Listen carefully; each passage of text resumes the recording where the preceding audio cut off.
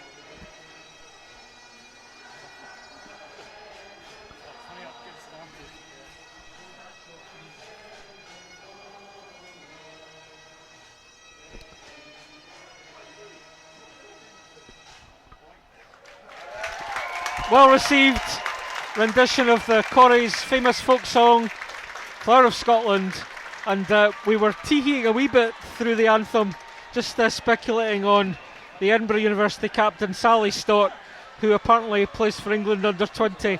But we were watching and she seemed to get the words right there. Yeah, I know Sally's been practicing all week. I'm not sure how happy she would have been about it, but good on her for singing all the way. Great occasion, Megan. You were here last year. The final moments for kick-off. What goes through a player's mind here? Just focus completely on themselves, what job they have to do. It's different from any other game they'll have played before. They'll be more excited, more revved up than anything else, but they'll just be getting a few words from Sally now. They'll be focusing on specific things at training, and that's all they'll be thinking about. Have a look at this pitch at BT Murrayfield as well when we eventually pan out from the St Andrews huddle. The pitch is in fantastic condition. A fortnight or so ago, it was a different ball game, literally, here at BT Murrayfield as we had Hearts versus Aberdeen. Just have a look at that shot there. Jim Dawson, the heads groundsman here at BT Murrayfield. What a credit this surface is to him. So it will be Edinburgh to kick off, Edinburgh the holders. And kicking off for them is Katie Dugan. Yeah, not very usual to see your front row kicking, but Dukes is a great kicker. She quite often takes conversions, and she's multi-talented basically. Yeah. St Andrews collect through Cicely Comish, and they're immediately looking to recycle. It's picked up by Emily Jones. Fresher from Toronto in Canada, plays at the Balmy Beach Club, a famous club in Toronto. And now St Andrews just looking to give players a touch of the ball. Referee asking for releasing the tackle, and first penalty there goes to St Andrews University. Ball didn't quite find touch, and Lindsey Mcguire not quite able to gather there, so we'll have first scrum. How do you expect the scrums to go, Megan? I would expect Edinburgh. They've got a very, very experienced pack. They've got Katie Dugan, Scotland capped. Emma Dunbar comes from a great rugby family with her sister Karen. She's just made it into the pathway. Got Sally Stott, who plays for England under 20s. Lucy McMaster controlling it in the middle. I think they'll be very strong. So let's see how this first scrum shapes up then. It's pressure coming from the Edinburgh 8. But Jones feeds. Abby Henderson. Ball is intercepted. Edinburgh looking lively there, and as you suggested, Megan, they look as if they're going to be a hot handful in the scrum. That was good pressure from the middle from Amy Walter as well. She plays touch for Scotland, so she's very nippy. Amy Walter, who's in her final year as a medical student, wearing the number 12 jersey for Edinburgh. But it's back to scrum time. Second scrum of the game. Let's see how this one shapes up. St Andrews heel coming from Beth Tappenden, and that was a better scrum. Pick up by Amy Parry, but a referee reckons there was a wee knock on there, and it's all just a wee bit frantic at the minute, isn't it? There'll be a few nerves. For a lot of the girls, this will be the biggest crowd they've ever played in front of, so it'll take a few minutes for them to settle down. But we were speaking about family dynasty earlier on, and you mentioned Emma Dunbar, whose sister Karen is a Scotland internationalist. And here at scrum half we've got Rachel Law. Rachel, younger sister to Sarah, who's just been recently announced as the 4th Scottish women's professional. And Law feeds out, looking lively there. Good hands. It's Rachel Law. Tackle just short, lays the ball back. Amy Walter trying to ground the ball. And close range, Sally Stott, but the referee must have spotted a wee infringement there. She checking? No, she's satisfied. She checked with her assistant, and that's the opening try of the 2017 Royal Bank of Scotland Scottish Varsity goes to Edinburgh University number 8, Sally Stott. Yeah. That's a great team try. There's a lot of players involved there. It's great to see Rachel back playing. She's just come back from a shoulder operation. She normally plays in the back row, but running out at 9 today and looking confident. You were saying, Megan, Sally played for England under 20. She's a third-year vet student at Edinburgh. She's also represented the British Army. So I guess she must have been, maybe somebody quite keen on the old cadet force, maybe at school, something like that. Yeah, I believe so. If her playing style is anything to go by, she's going to be great for the Army when she graduates. Helena Scullion there made a good contact with a conversion attempt, but didn't quite have the legs. We've played 4.5 minutes here at BT Murrayfield, and Edinburgh University with the first score, leading by 5-0. You'd speak about the experience of playing here for the first time, and I always think when you arrive for the first time and you go into that pitch, it just looks massive, doesn't it? It does, and I think it is a big pitch. A lot of the girls will have played here last year, but every time you turn up, it just takes your breath away. So Edinburgh looking to build on that early try.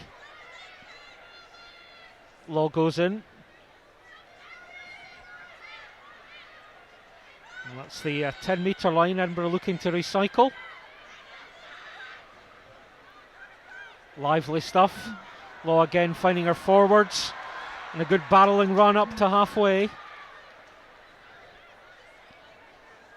Scullion feeds out. It's out wide now to Amy Walter. And that was Elizabeth Musgrove also looking lively. Yeah, Liz will be keen to get her hands on the ball. She's got a lot of pace, so if they can get it to her in space, you should see something quite special. You were saying Liz, who's a sports science student, with a couple of caps for Scotland Sevens, former North Berwick High School pupil. Yeah. I wonder who told me that. She's a few years below me though. I think she was in first year when I was in 6th year. I think I actually coached her hockey a few times. North Berwick High and the North Berwick Rugby Club doing great things. In fact, I think we'll see another North Berwick player in the men's match. Scott Burnside. In a little while, that 6:15 kickoff as Edinburgh pulverising up the narrow side from that scrum. It's Sally Stott. 4 players required to ground the under 20 player. Good hands. Did it go forward? Referee seems content to play on. That was Scullion. It's with Katie Dugan. Dugan finds Stott again. Here's Walter. Good tackles. Musgrove. A bit high from Shona Parrott. Is the referee playing advantage? Law feeds out. It's taken on by Lucy McMaster. Again, just a little bit untidy, and referee decides to come back for the scrum to Edinburgh, realising there was no advantage there.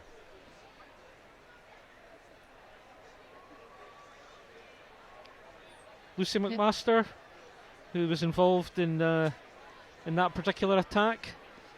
She's a 5th-year vet student, and she's also played Scotland under 20, Scotland under 19, and Scotland Sevens. Yeah, Lucy's a great person to have on the team. She will give absolutely everything. Last year she actually played 3 games with a broken hand, including the final at Twickenham. So she will give absolutely everything for this team today. Tell us a wee bit more about the Bucks final at Twickenham, Megan. How did that go? Oh, it was brilliant. It was one of the best days ever. I think when we were going down, it was one apiece between ourselves and Northumbria, but everything just came together on the day. The whole team played. We'll pause just now. Here's Rachel Law to Scullion. Scullion to Walter. Walter to fullback. Septoff. Again, a hint of a high tackle. Referee happy to play the advantage. And Hannah Septoff, a 4th-year student studying politics goes over for try number 2 for Edinburgh. We've played 8.5 minutes and it's 10-0 to the capital side. Thoughts on that try, Megan? Yeah, well, Hannah's just come back from a year abroad in Sweden, so I've not actually played with her, but I've heard a lot about her, and she's showing what she can do there. Really strong, good feet, and found her way to the try line. So was she in Sweden through her studies? Yeah, she was just doing a year abroad with her course. Seemed to really enjoy it, but back with the team now and showing what she can do. Here's the replay. Yeah, she knows where the try line is. Yeah, good presence of mind to definitely just play on, play the whistle. It's a good kick.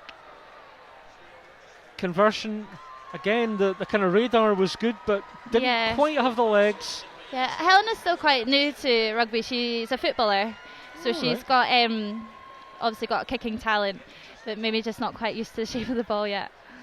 So who did she play football for, do you know? I'm not sure club-wise, but she was heavily involved in the intramural stuff at uni, and I think she was organising the league last year. Very good. As we were saying, a few players who've dabbled in a few sports. It always gives a different perspective. Yeah. Again, Edinburgh looking lively. Liz Musgrove, good footwork. Musgrove from the halfway line. Dazzling footwork. Try under the posts. Try number 3 for Edinburgh. That was class from Liz. All herself. Footwork, strength, speed. She had everything there. In this kind of situation, you've perhaps experienced it in your own career, when the traffic is one way against you, as it were. What sort of advice would you be, or what would be the kind of the nature of the conversation that St Andrews are having just now? I think St Andrews just have to break it right down, focus on small things, maybe the next couple of minutes, something they're going to do well, whether it's making low tackles or securing the ball. They just have to keep their heads up, make sure they're thinking about their own game, don't worry about what Edinburgh are doing. Helena Scullion with a conversion. Sorry, Megan. That's all right. So, first successful conversion from the Edinburgh standoff, and we've played 11 minutes here. Edinburgh leading by 17 points to 0. Edinburgh had a very big win last year, and as I say, the amount of emphasis that Edinburgh put into women's rugby and the number of Scotland players that they've helped to develop, it's a phenomenal course, really. Yeah. Anyway, St Andrews opt for a slightly deeper kick-off. Need to make the first up tackles, because otherwise it just becomes that wee bit harder. Scullion feeds out. It's Mimi Geno with the first up tackle. Stott, but I think referee ruled that was a forward pass, so St Andrews will have an opportunity to try to build something from this scrum.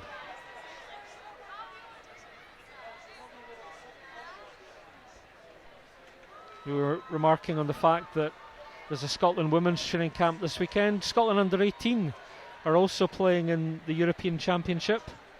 Yeah, there's actually a couple of girls that would have been here, I think, if they hadn't been away with the under 18s, Ellis Martin and Charlotte Hope. But I hear that they're doing very well, won their first game comfortably, so good luck to them. That's in Andorra, is it? Yeah, it is. Andorra, yeah. I think that's the first time that Scotland have sent a team to that competition, so it'll be interesting to see how they get on.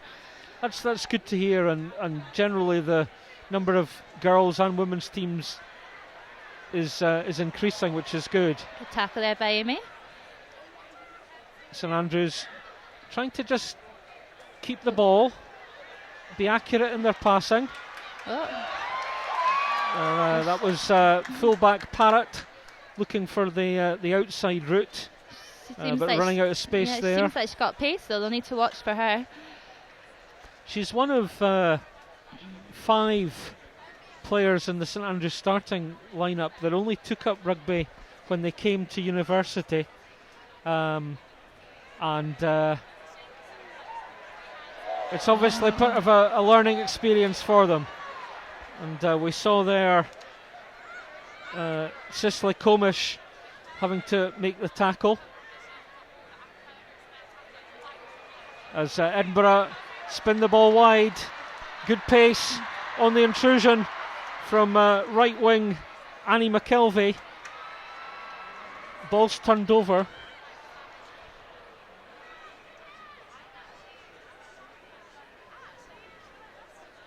That was unlucky there from Edinburgh. It was a good attack, but equally good defence from St Andrews to get across.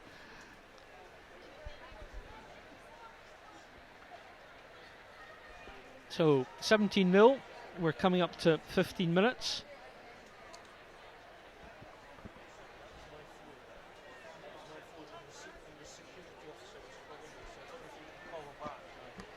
Anyway, here we go. Scrum time. You're watching Scottish Rugby TV, and this is the women's match between the University of Edinburgh and the University of St Andrews. And St Andrews managed to retain that possession from the scrum. And Edinburgh involved in a bit of a wrestling match there. Referee again asking for releasing the tackle. Yeah, Edinburgh just needs to be careful that they don't give away too many penalties. They don't want to give St Andrews too much possession, and they just have to make sure, otherwise it won't be long till there's a card. The penalty didn't quite make touch. So Edinburgh looking again to be expansive. Here's Law. She finds Natalie Guy, blindside flanker in support. Here's Dugan. Oh, Dugan taking the outside route. Outside on a winger. Finds Sally Stott. It's McMaster. No, I beg your pardon. It was Debbie Lee. And here's Hannah Kurtz. Law has to do a bit of slalom to get there. She does. Good tackle in midfield. Yes, St Andrews are doing great in defence. They seem a lot more confident than the team we played against last year. They've obviously been working very hard. Yeah, I think the St Andrews midfield of Mimi Geno and Rhiannon Fox-Rothwell have played previously in the varsity match. Fox-Rothwell, the St Andrews captain, third year Earth and Environmental Sciences student, represented the North of England women between 2011 and 2013, and she's been playing rugby since she was 3, which is a good effort. Hope she's had a break. Yeah. Anyway, St Andrews trying to recycle. And the ball well posted there by Georgina Farrington, the tight head prop. It's the aerial route. Law takes well. Shrugs off the first tackle. Oh, well. Unlucky there. Yeah, a bit unlucky.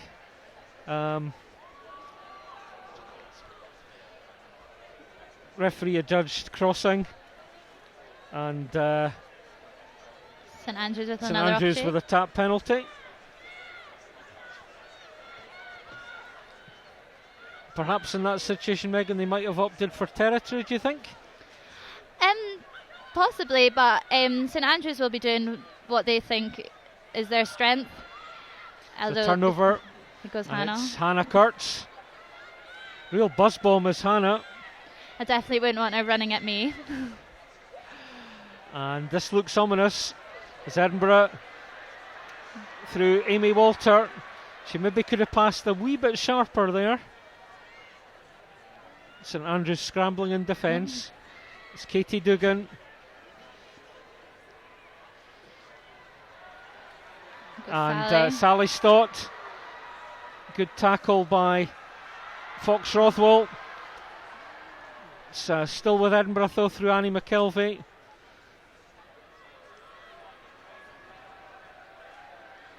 And pirouetting out of the contact is Katie Dugan. And it's the 4th try for Edinburgh. And right now it's really one-way traffic, isn't it, Megan?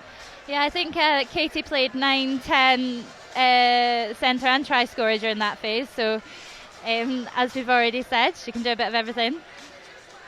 But great strength, great awareness. She knows the way to the try line.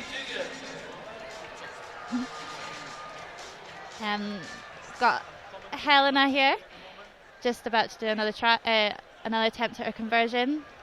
A little bit easier than previous ones.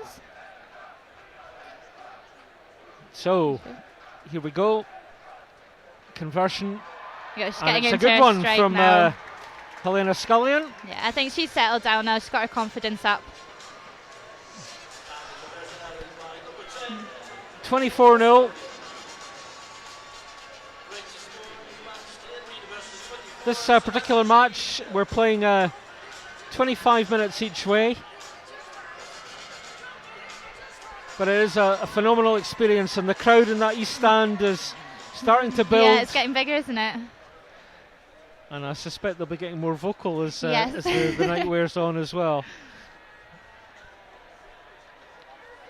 So, St Andrews with another restart.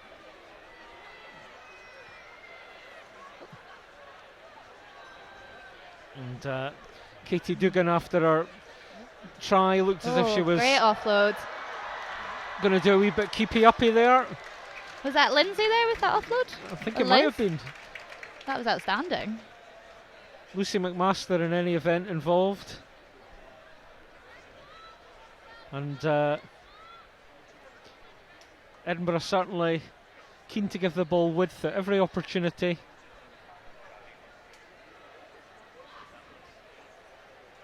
Good line out from St Andrews though.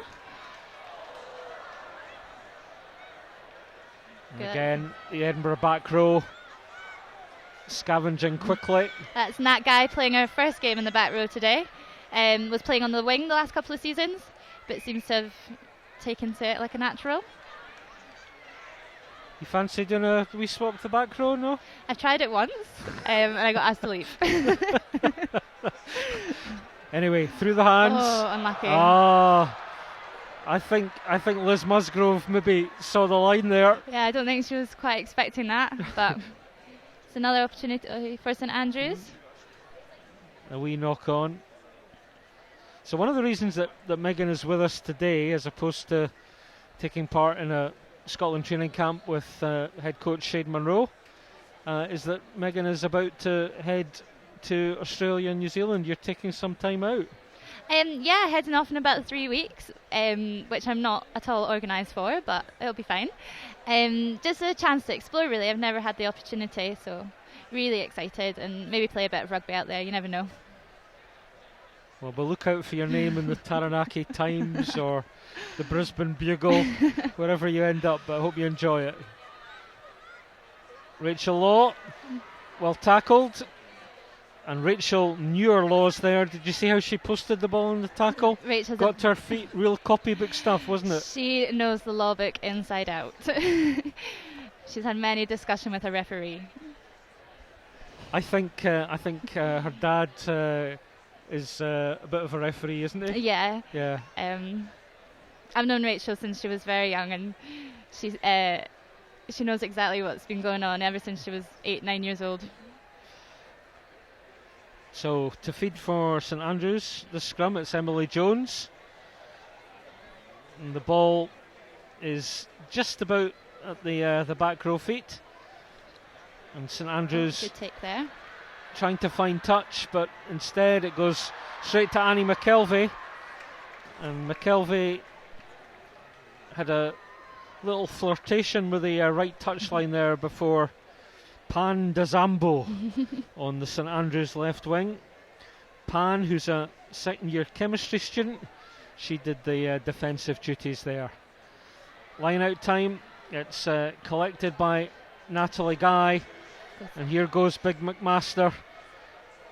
She's just so strong. Yeah, need to chop her legs, eh? Law burrows in, Scullion finds Guy again. Natalie is so hard to tackle. She's a netballer as well, so good feet. That was Rhiannon Fox-Rothwell clearing out beyond the beyond the ruck there. All good. Oh, stray pass picked up by Musgrove, and a wee knock on. And we're coming up to the final minute of this first period of play. Edinburgh having scored 4 tries thus far, 2 converted, leading by 24 points to 0. And the action has really been all down to our left as we look down from the west stand at BT Murrayfield. We're expecting a crowd close to 10,000 by the time that the men's varsity kicks off at 6:15, and you'll be able to see all the action for that here on Scottish Rugby TV as well. Referee pinging Edinburgh for, I think, early engagement there, and it's Jones who is looking for the touchline. Good take by Lindsey. It's caught by Lindsey Mcguire. Oh, cracking tackle there. That was Jones. Felt that up here. Unlucky there from Edinburgh. Referee ruled that went forward. It doesn't look like Lindsay's got back up again. No, Lindsey Mcguire down here on the west stand touchline. Lindsay, there's a few chemistry students here, right? Yeah. Is it the buzz subject? Must be. Not one I was ever good at. No, you and me both. I think that might be Lauren Harris physioing. She's the Scotland player. Yeah, so she's just joined Edinburgh this year to do a master's in strength and conditioning. But she's a trained physio. So that's quite handy, isn't it?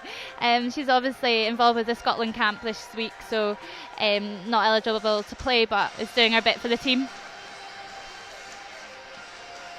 Well, it looks as if Lindsey Mcguire is going to be helped off, as happily she's not too bad. Crowd building. Have you brought your clapper sticks with you? No, I forgot them. Oh, sorry. There's a few people in that east stand have got the clapper sticks though. Brilliant. Every time I look up, it seems to be getting wider and wider. So Edinburgh have made a change. Lindsey Mcguire has departed. And who's come on, Megan? Rachel Harkavy. Rachel Harkavy, or Harkavy, a math student. That ball popped out, much to the surprise of St Andrews. Forwards try and have a wee rumble, but it's a wee bit untidy. Sally Stott affects the turnover. And that guy again. Rachel Law waiting for the ball. And maybe somebody just needs to remind the referee that it's 25 minutes. She's having a look at her watch.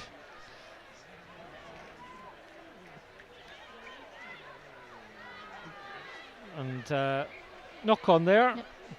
Half time? Indeed. There we go. So half time here at BT Murrayfield in the women's varsity match. Edinburgh University leading St Andrews 24-0. And Megan, your thoughts on the first half? Yeah, it's been a strong performance by Edinburgh, but last 10 minutes there, St Andrews have really stepped it up. They've had a lot of possession. They've been looking after it well. Their number 9, Emily Jones, has really impressed me. She's been leading from the front, controlling the team, making big hits. So if they can get her a wee bit more ball this half, she might be able to do something special. But Edinburgh will be happy. I think it got a wee bit messy there towards the end. From both teams, some knock-ons from both sides, so they'll just have to settle it down and refocus for the next 25. So both teams in their half-time huddles and we'll rejoin the action momentarily.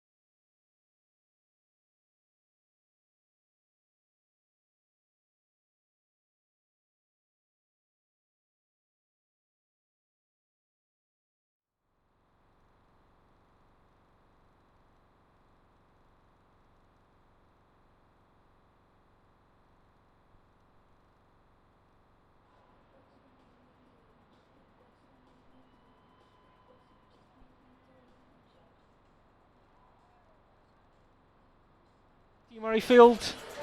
We're about to begin the second half for the women's match here in Royal Bank of Scotland, Scottish Varsity. Edinburgh University leading their counterparts from St Andrews 24 points to 0. 4 tries in that first half from Sally Stott, Katie Dugan, Liz Musgrove and Hannah Septoff. 2 conversions from Helena Scullion, the Edinburgh 10, and St Andrews through their scrum half Emily Jones get us underway here at the home of Scottish Rugby in the second half. Lovely pass from Rachel Law.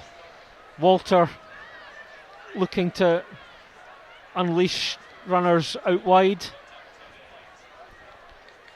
Hannah Kurtz, wee forward roll and everything. Yeah. Bit of gymnastics from Hannah. Looks as if the Dutch girl, Dido Denny van der Goon, is on. Yeah, and I think Rebecca Youngs and Caroline Parker-Smith have also come on at half-time. Rebecca Youngs, a history student, and Caroline Parker-Smith, who's studying, wait for it, international relations with quantitative methods. Of course. As you do. Yeah. And if anybody watching Scottish Rugby TV can tell us what that is, please let us know. There goes Hannah. Another thundering charge from Hannah Kurtz. Oh, that's Alison Glass as well. She's come on at half-time. Alison Glass. Oh, nice step from Amy Walter there. Looking to keep the ball alive. Interesting decision to blow for a penalty when the ball's in the hands of the Edinburgh University scrum half. Not one I would tend to understand, but anyway, let's stick with the action. It's Natalie Guy with another rumble forward. There goes Amy. And here goes Amy Walter. And she just about kept control there, Megan. Try number 5 for Edinburgh. Should also mention that the fabulous hair everyone is sporting is all down to Amy. I know that they had a hairdressing salon from 12 o'clock today, so all get ready for the match. See, I keep trying to tell people that it's the same as the men's game, and now you're telling me that slightly there was different. a wee hairdressing session. I'm sure there's men that have some hairdressing before games as well. Yeah, I think you're right. Yeah, a few spray tans. She did just enough to get downward pressure there, didn't she? Looks like we've got a drop goal here from, is that Rachel? Rachel Law? Rachel taking over the kicking duties. And an early try then in the second half. Edinburgh University's 5th try. And they're leading by 29 points to 0. St Andrews just having a wee confab behind their posts. Yeah, they'll just be discussing what they have to do. They'll know that Edinburgh have threats all over the pitch, and it's just about raising their own game. I would be very happy if I was in that team to go from where they were last year to this year. They're really bringing it to Edinburgh, especially the 9 that we've said before, Emily Jones, leading from the front. Hopefully she can do something special this half. The good thing, of course, for players from both teams, they'll use the entire 21, I'm sure. Yeah, definitely. Even though it's only a 50-minute game, it's still full on, and there'll be a lot of tired bodies out there. And referee spotted an infringement. Very shrill blast on the whistle. She's having a wee chat with a couple of the St Andrews players, and they're being told to relay some instruction. Yes. Do you always do what you're told in that situation, Megan? Of course.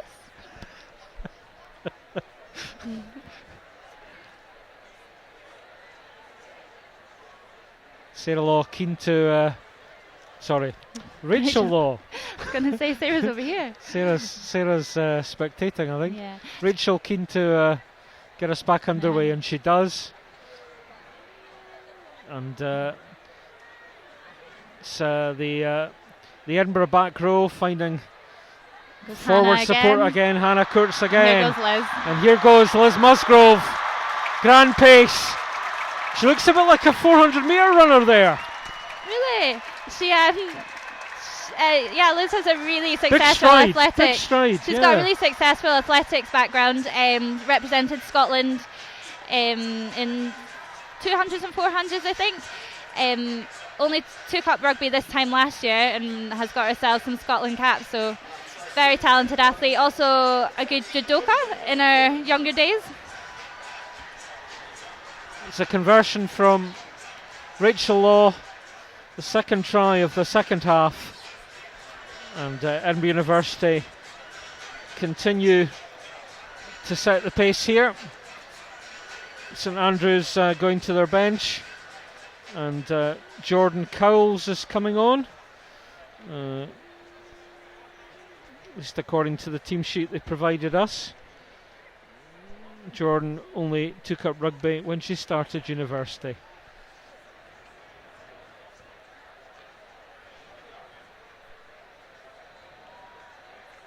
It's good to see the Scotland players down at the side supporting Edinburgh as well.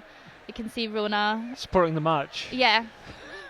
No, the Edinburgh ones. The Edinburgh ones from players, Edinburgh. yes. You can see Sarah and Rona keen to be involved even though they're not playing. Yep. So let's see if St Andrews can just string a wee bit possession together.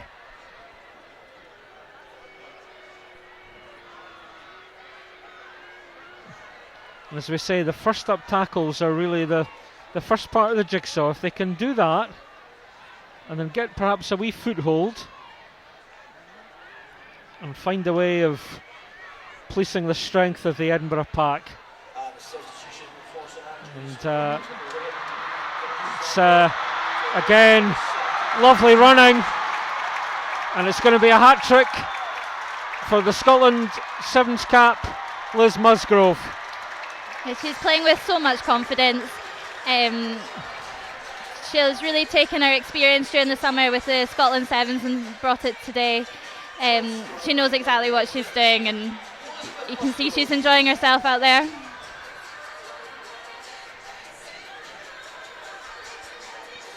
Here we see the replay. Ball in two hands. She's just sizing up her cruising, options.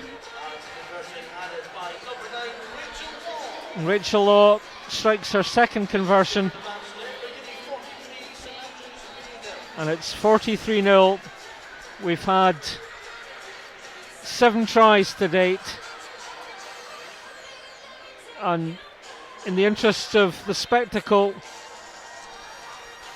we really don't want to see become even more one-sided. It would be nice if St Andrews could somehow engineer an opportunity, and I'm sure it would be good reward for their support in the crowd as well. Amy Walter alert at that slightly adapted kickoff, I guess, and Hannah Kurtz again involved. Hint of a forward pass there from Harkavi. Rachel Law looking left and right. She's on the ball again. Beg your pardon, it's actually Hannah Gaddy. It's good to see Hannah back playing. She's been out for a long time with a knee injury, so this is her first game in over a year, I think. I'm sure she's worked hard in her rehab. It was Rebecca Youngs involved in that build-up. Good defence there on Hannah Septoff. And they may be trailing by 43-0, but there's still a real zest to play the game from the St Andrews ladies, and that's good to see.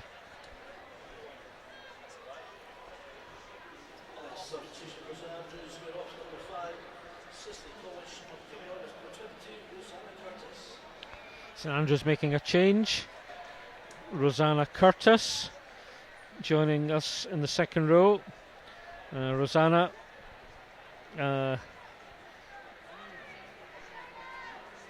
apparently played for a club called Burgess Hill Black Widows.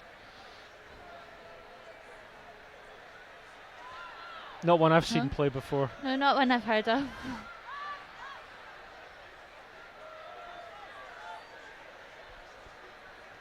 And it's going to be Lanita Gutieva to feed the scrum for St Andrews. Lanita is staying on at university simply to play rugby, which is great to hear.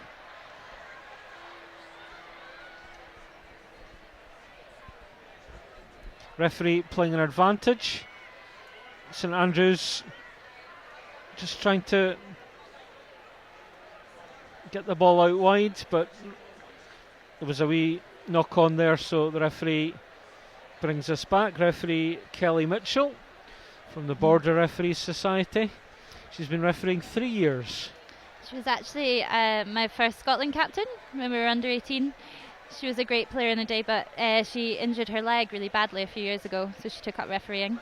Well, it's great to see in the women's game. We've obviously seen Holly Davidson transition successfully from playing in the backs for Murrayfield Wanderers to now she's actually run the line in a World Cup final, for goodness sake. It's good to show that it's not just playing opportunities out there. There's so many ways to get involved with rugby.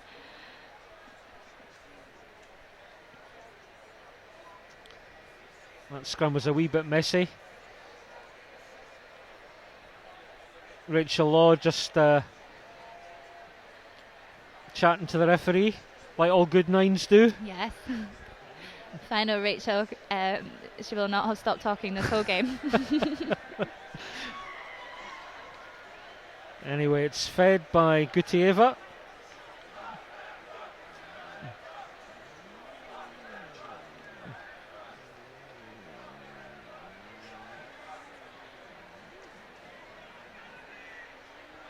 Edinburgh have got a couple of new players on the front row. I notice Rebecca Young's here on this side of the scrum. What can you tell us about Rebecca? So Becky graduated just this year and kept it a secret to everyone that she was actually coming back for her Masters till a couple of weeks ago. Whoop, that bounce. It was a good surprise for everyone. Hannah Septoff benefiting from the bounce. Gutieva, tigerish in the tackle. Here's Rachel Law. Hannah Kurtz in the first receiver role.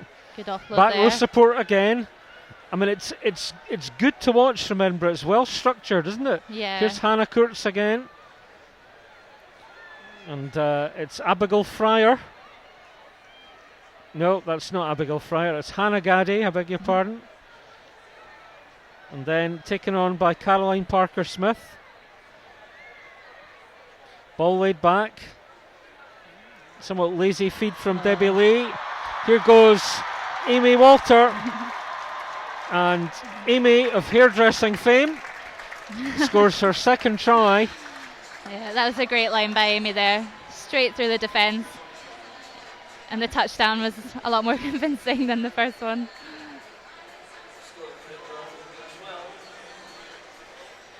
We'll have a wee look at the replay coming up.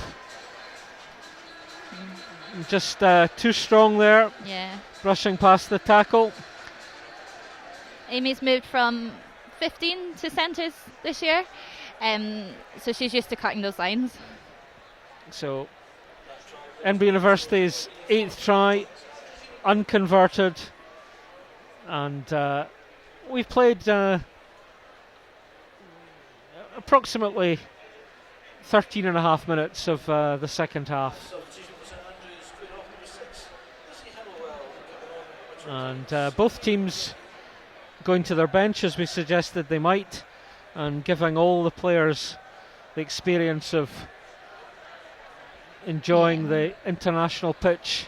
Yeah. And it's a special place, Megan, isn't it? Yeah, and it's so important that if you put the work in, you're rewarded. I'm sure both teams have been working hard all summer for this moment, so it's good that everyone can get a go in front of this crowd, because for a lot of people this will be the biggest crowd they ever played in front of, sorry. Probably one of the biggest crowds for a non-international women's rugby match. You played for Scotland women during the Six Nations this year. How was the experience of playing in that big crowd in France? So I really enjoyed it. If you can block out what they're actually shouting. I'll not ask. Yeah. But it's an opportunity you don't get very often, so you just have to embrace it. As you say, a good experience to savour this today, and it might stand some of the girls in good stead for their careers as they develop. Anyway, it's Edinburgh. Unlucky there. Not quite looking after the ball there. It's good from Emily Jones though. Awareness St where Andrews players are. stringing 4 or 5 passes together there. It was maybe a wee bit lateral. Referee sees some hands in the ruck. No. Good try. Good try, Helena. Trying to be sneaky there. She nearly got away with it too. In true Scooby-Doo fashion. Oh, good Nearly hit there managed. by McMaster. Anyway, here's St Andrews inside the Edinburgh 22. They've been turned over. Rachel Law gives it to Parker Smith.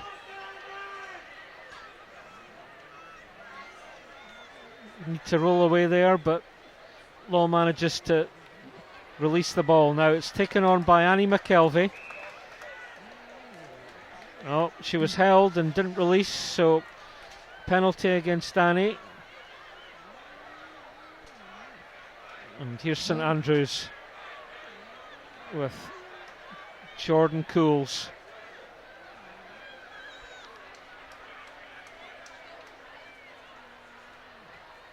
and to work hard for possession. So the referee reckoned that had gone forward off Edinburgh in the contact there? I didn't quite see, but I'm sure she's got the best view out of all of us. That was very diplomatic, Megan. You keep that diplomacy when you go to Australia. Not that I'm making any comment about the Australians, you understand. No, Of course not. No. But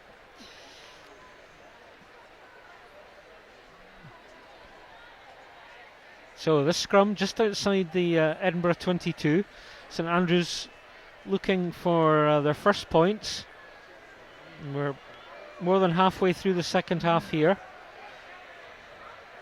Out it goes. Rothwell Smith. The crowd trying to give encouragement. It's taken on by Gutieva into the Edinburgh 22. That's Parrott surging forward. Rothwell Smith tries to find space down the narrow side. Another good hit by Lucy McMaster. Big tackle by McMaster it was as well. St Andrews through Rosanna Curtis.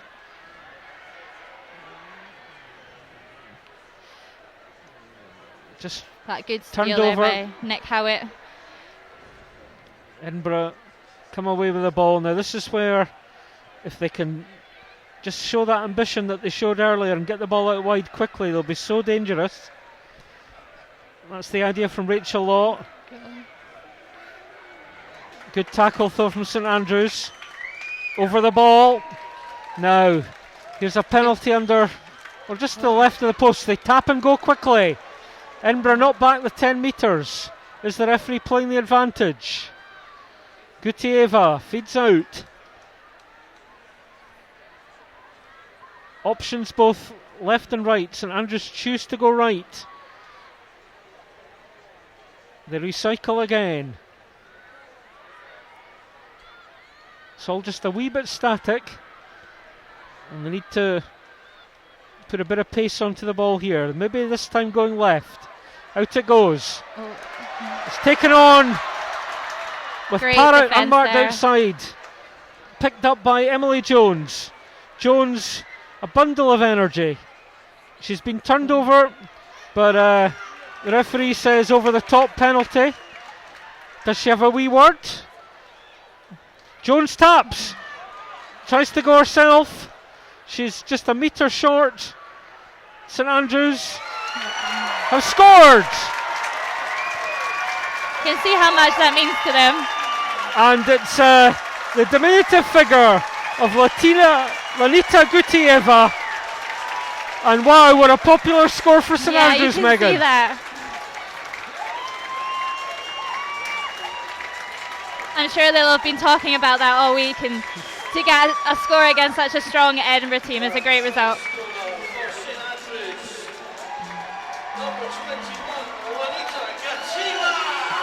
Just right to the middle was there.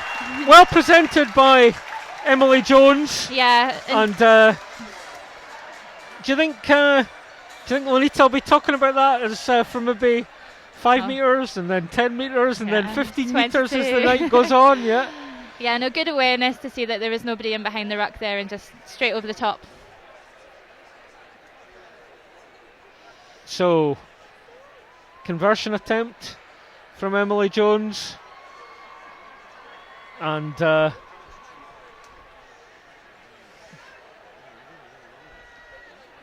my colleague from the Scottish Rugby events team is pointing at my programme.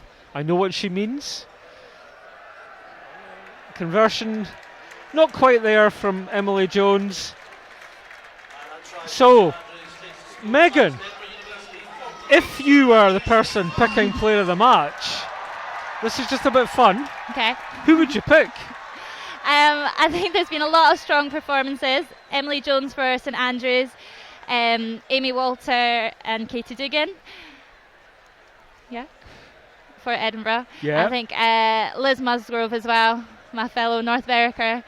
She stuck her hands up today, showed good pace. But to show your impartiality, you're not going to give it to your fellow East Lothian Seasider, you're going to give your man of the match, or let's get this right, your player of the match. Come on, get it right, Loza. To hairdressing extraordinaire, Amy Walter. Amy Walter. And we should say that Megan isn't selecting the player of the match, but the player of the match has been chosen by Scottish Rugby Vice President Dee Bradbury, and Dee has opted for the Scotland Touch Rugby Internationalist, Amy Walter, who's in her last year as a medical student, and she's really been a live wire around the park today, hasn't she? Amy's come on so much over the last year. She's really held this team together, not only scoring tries but creating them, and fully deserves that. Crowd really getting behind the underdogs here, and St Andrews again managed to just get a bit of continuity of possession. Edinburgh taking a quick one. Oh, no, you're not allowed to do that, are you? That's far too exciting. I think Edinburgh will be really pushing to get one more score on the board. Yeah, Edinburgh keen, as you say, to finish with a flourish. Oh, Katie Dugan now throwing the ball in. I don't think there's anything she hasn't done today. I think you should maybe go and ask her if she'd like to come up and take the microphone. Not that you haven't been very good, you understand, because, as you say, she's been a natural at just about everything. Oh, unlucky there. It's gone straight back out. And the assistant referee over there is Molly Cuthbert from the DL Club in Motherwell. Molly, a member of the West of Scotland Referees Society. And the St Andrews try scorer does a grand bit of rescuing there. Tidying up from Kate Saunders. Edinburgh might have turned it over, have they? Kate Saunders, who was tidying there for St Andrews, is a British judo internationalist. But are we going to see the karate chop from Edinburgh? What do you think? Not sure where the ball is, actually. No, I'm getting big thumbs down everywhere from that. So here goes McMaster. Here goes McMaster. Yeah, let's concentrate the action. So hard to tackle. If they can Fed got out numbers out to wide. Scullion. If they can get it there. Sally Stott. Oh, nearly. The pass was a wee bit erratic. It's Harkavy bursting at the tackle of Gutieva. I think if they switch it back the other way, they've got numbers out wide. It's taken on by Nick Howitt. Oh, we knock on from Scullion. That's the St Andrews try line. We're in the final minute. And it's been a more competitive game than last year, it would be fair to say. Definitely. I think St Andrews have a completely different team to the one we saw last year.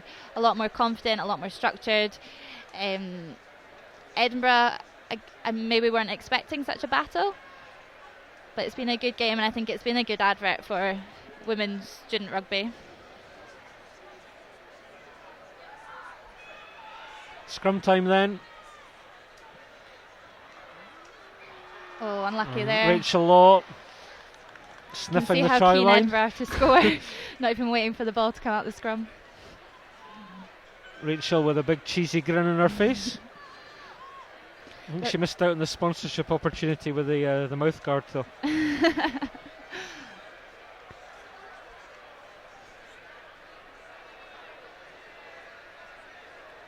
This may be St Andrews' last chance to go the length. Yeah. I seem to remember you going the length for Hillhead Jordan Hill here. No? Cup final? Possibly? Or was it Hannah Smith? Just season just gone? Yeah. Oh, that would have been Hannah. Yeah. Anyway, great scrum from Edinburgh. Scullion picks up. We've got one more try. Howitt. There she goes. Oh, good defence from St Andrews. Really worked hard there. Amy Walter sensing a hat-trick. That's McMaster, close range. Dugan feeds out. It's Septoff. Again, really aggressive defence from St Andrews. They're going to have to spread out, though, if Edinburgh can give the ball some air.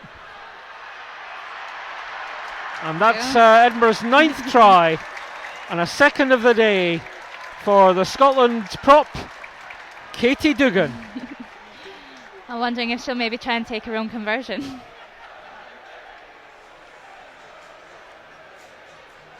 Edinburgh will be happy to finish with a try there. The sense of theatre that you were looking for there, Megan, doesn't look as if it's going to happen. She is very good at goal kicking as well. Yeah.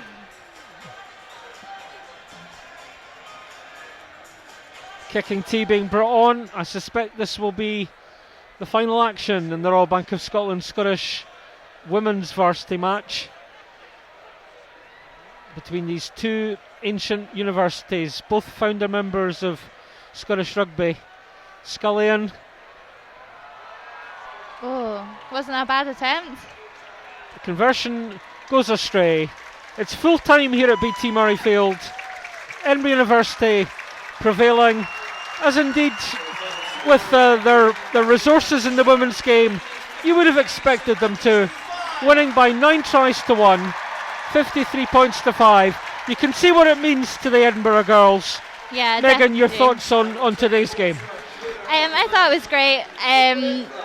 Edinburgh coming out on top. They had to work hard for it, though. This will mean a lot to so many of these girls. For a few of them, this will be their last opportunity to play in this game. So I'm sure there'll be a big celebration tonight. And St Andrews will be delighted with their performance, I'm sure. They would have been nervous coming to play Edinburgh after the results from last year, but I think they really gritted their teeth, kept going even when things weren't going their way, and got that try.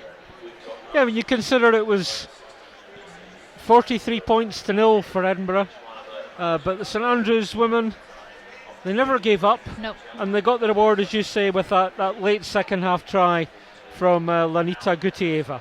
Yeah, definitely. And they know that they've not got the same resources as Edinburgh, but they've been working hard, and I know that their results throughout the season have been improving, and they're just off to thank the crowd now. 9 tries to 1 for Edinburgh, as we say. A hat-trick from Liz Musgrove, a brace each for Amy Walter and Katie Dugan, and individual scores, the first of the final from Sally Stott, and we saw a try as well from fullback Hannah Septoff. How do you think Claire Cruikshank and Gordon Lyon will rate that performance from Edinburgh? I think they'll be very impressed. I think they'll be happy that we can that they've managed to pull out that performance without maybe their bigger names, and it'll set them up nicely for the start of the league, which I believe kicks off next week. So Edinburgh retain the Royal Bank of Scotland Scottish Varsity Women's Trophy. They've never lost this Women's Trophy since the contest moved to BT Murrayfield in 2015, and another successful performance from them today. But some heart from St Andrews, and great spirit from both teams to round off the women's game. Full-time score again here at BT Murrayfield. St Andrews University women 5 with a Collibaki to finish. Yeah. Edinburgh University women 53. The Kerry Holdsworth player of the match from Edinburgh University was their inside centre, Amy Walter.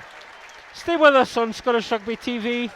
We'll have all the action very shortly, kicking off at 6:15 in the men's match, where St Andrews University, who've won the last 4 games, will be looking to make it 5 in a row.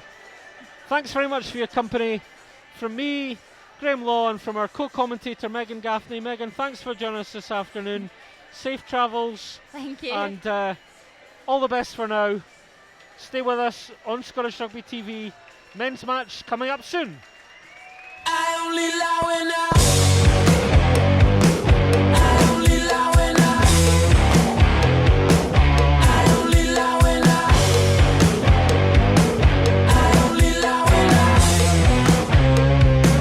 I only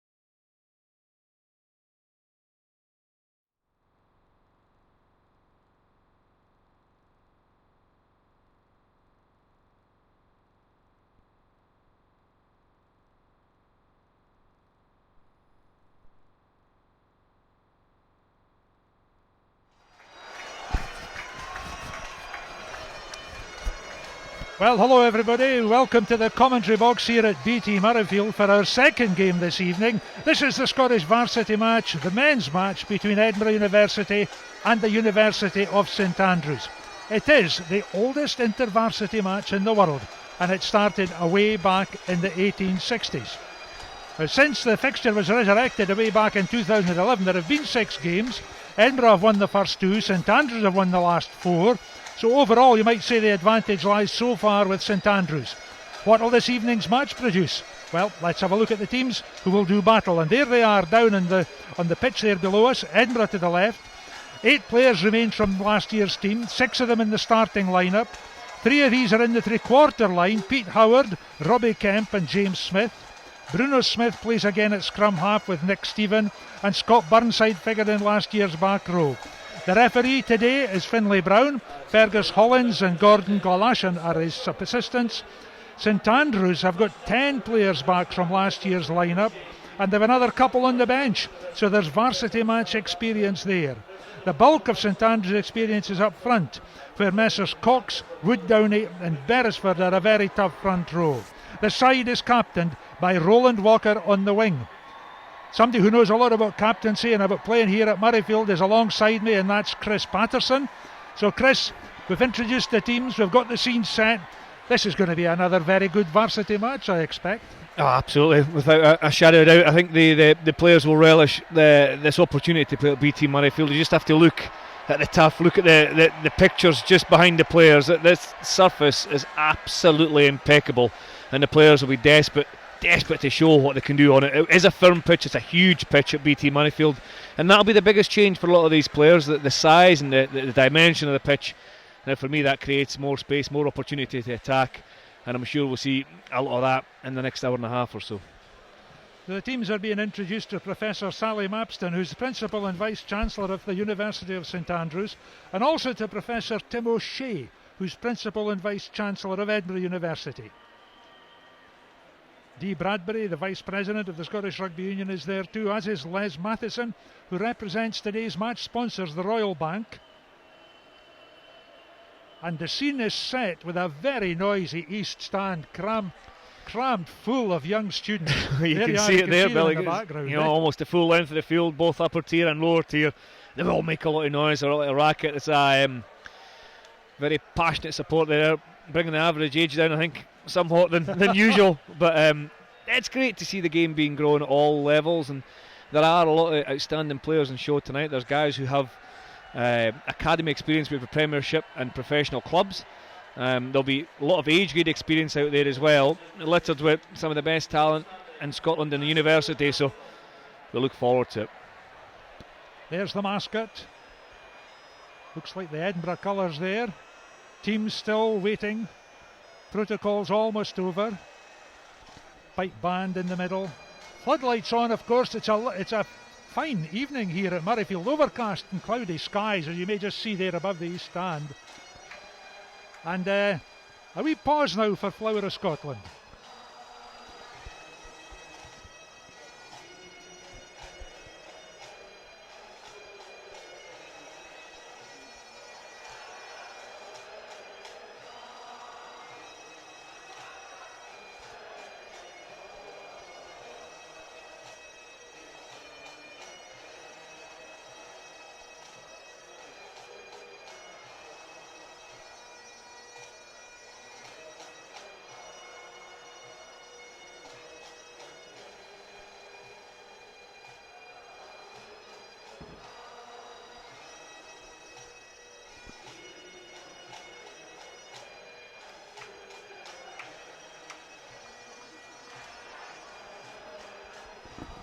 Do this off the numbers on the team sheet.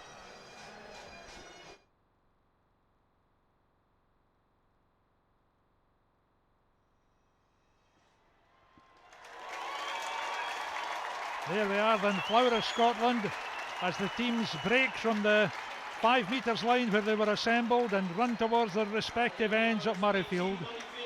Edinburgh in the dark green and white stripes to the left, referee patrolling the centre line there, and St Andrews University in the lighter stripes, the Saints, away across to the right of picture. There's Edinburgh. Number 2 with that red scrum cap on is Rob Thomas, the hooker, one of the Newport Gwent Dragons Academy.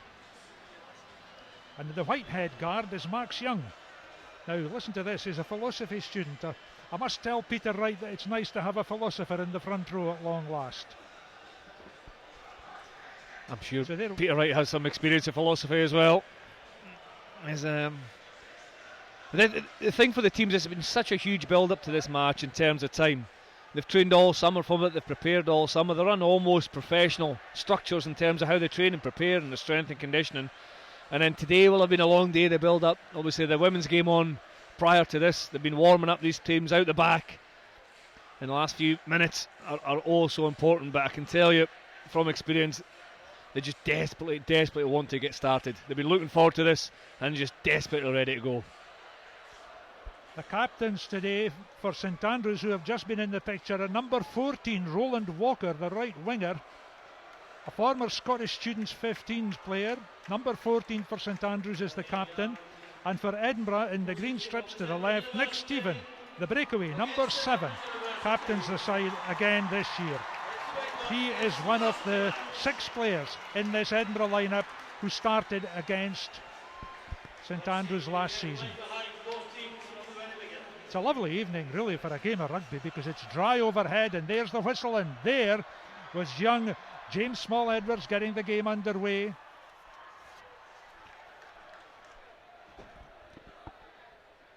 St Andrews have, back it comes to Finn Murphy, their standoff, former Heriot schoolboy, picked up by big Ben Rose. This lad's 6'6", this Edinburgh winger, the giant. He was positioned very well there as well. He read Finn Murphy's kick. He was sitting back off the line, and it's given Edinburgh University the first chance to counter-attack. Oh. Bruno Smith trying to get the ball clear there. St Andrews perched on that advantage line. There they are coming up very quickly. Quick tackle there. That looked like Tom Robertson, and a bit of problem there for Edinburgh. Nice passing by Edinburgh, bring it out along this way. Here goes Robbie Kemp. Smith again. Great tackle. Stephen Chew for St Andrews on the right. Lovely break by Bruno Smith, almost through. The big fella got him, Doug Beresford.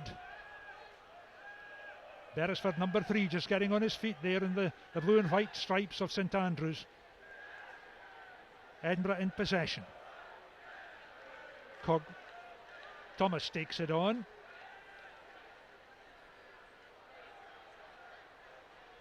Here goes Owen Powell.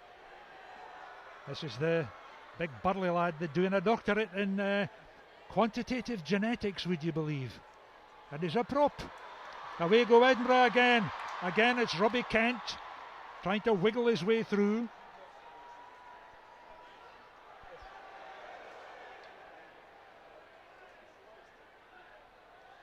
Cogley for Edinburgh. St Andrews having to do a bit of tackling, Chris. Well, they're doing it reasonably well so far. The structures are very good. It's over 2 minutes now of attack from Edinburgh University. Really good ball retention, threatening the line, but St Andrews defence up quickly again there, putting in a tackle, and importantly staying on their feet. They're not committing too many to the breakdown, and they're ready to make an arc. There's Cogley again. It must be his 4th or 5th carry in this phase alone. I love the reaction you get from the young students in the crowd. Oh, what a lovely pass there by Small-Edwards to James Smith. Here come Edinburgh. This is Smerdon, the fullback. He's got Howard outside him. Nice attack there by Edinburgh. First time they've been in the St Andrews 22. James Carson takes it on. Smith again. Scott Burnside, familiar name in Scottish age group rugby, has played for Scotland under 20s. There goes Nick Stephen, the big tall blondie, the Edinburgh captain. Thomas again, the Welshman. Well, he had to be with a name like Thomas. Couldn't be anything else. Here we go, Stephen again. St Andrews having to be very careful with their defence at this stage. Thomas, Small-Edwards, lovely pass there. Smith. Edinburgh really asking the questions at this moment.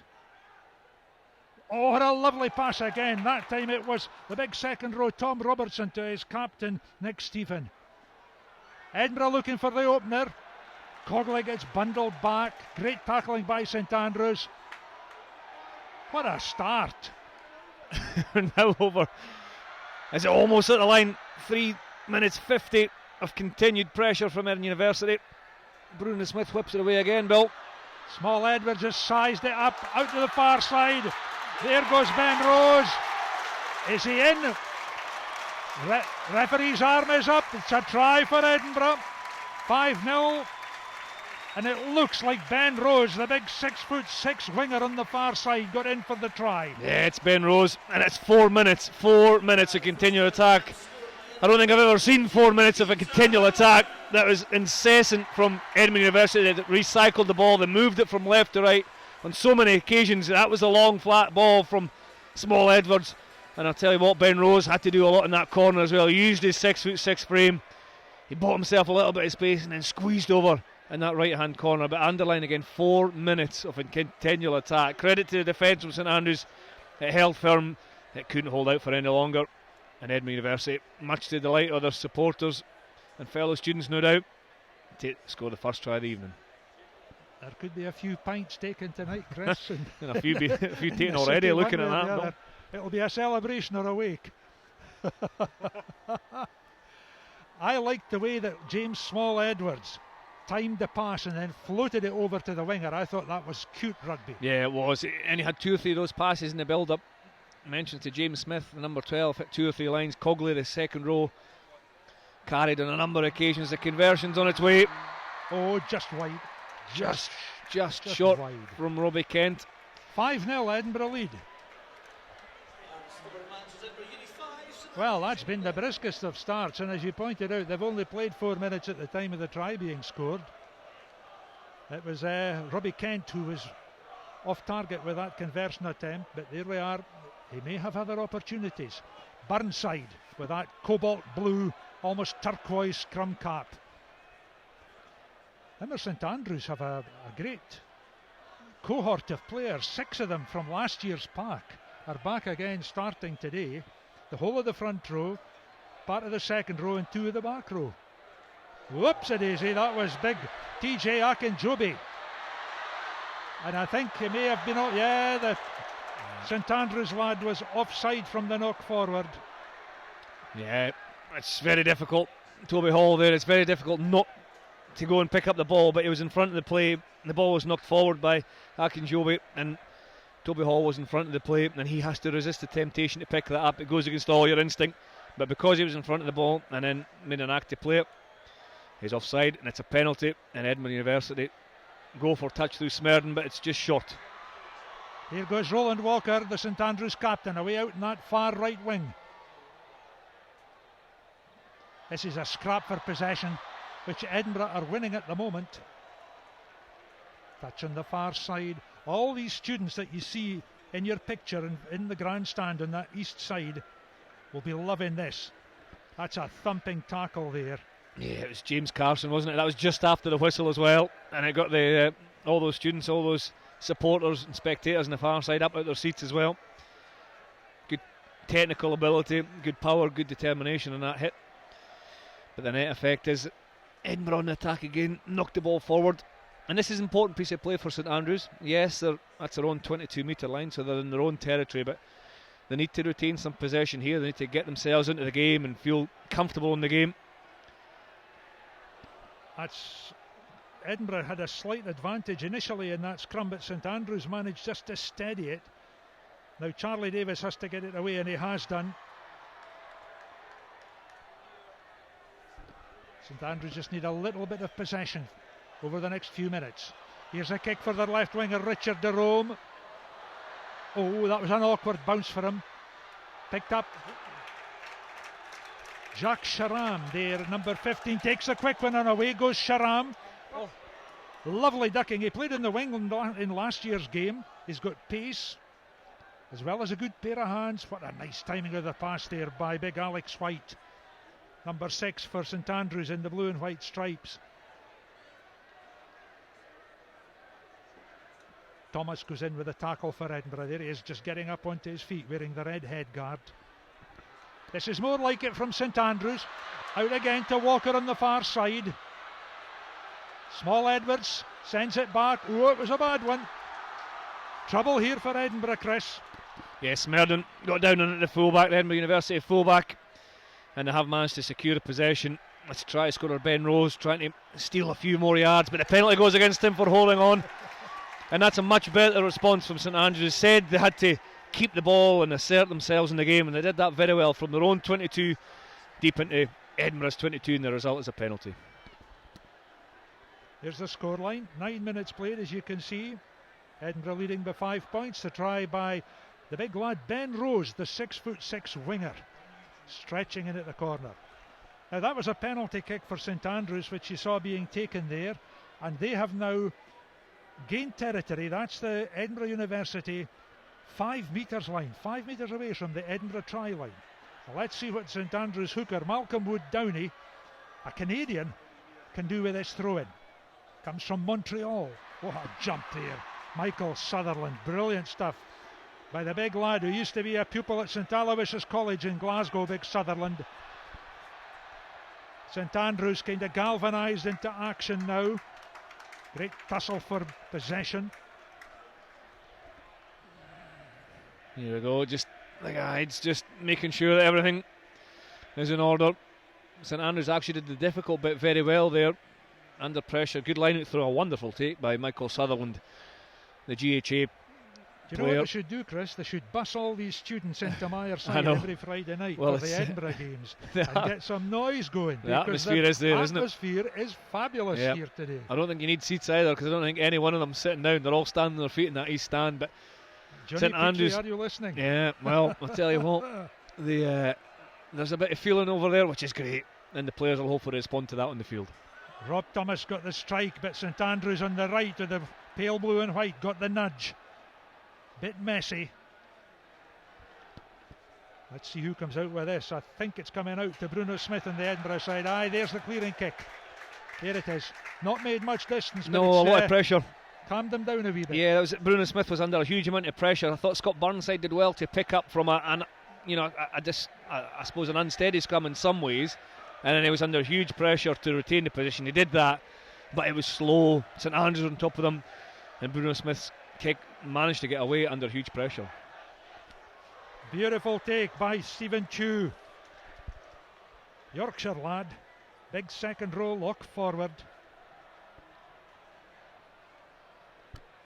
St Andrews just trying to maul it away. There goes Dan Cox, one of last year's players.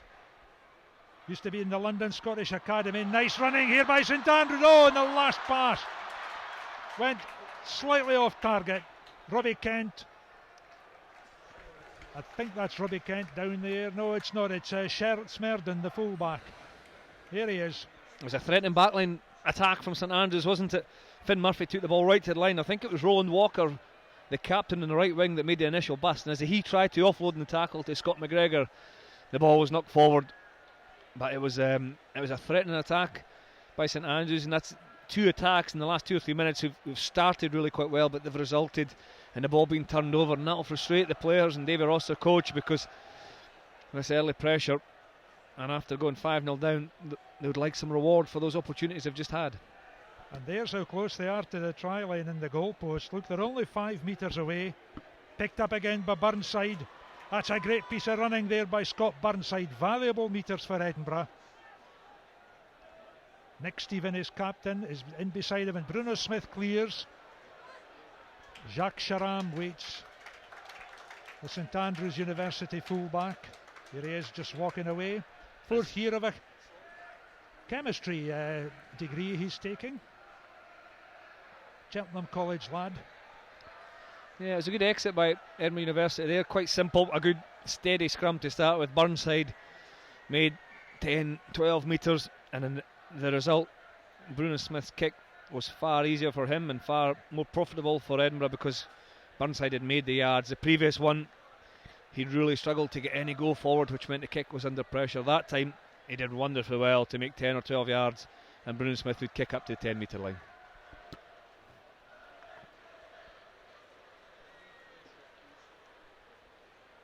Just a wee moment for repairs there to one of the St Andrews players. It was 13 minutes in, Bill. I think that's the first stoppage.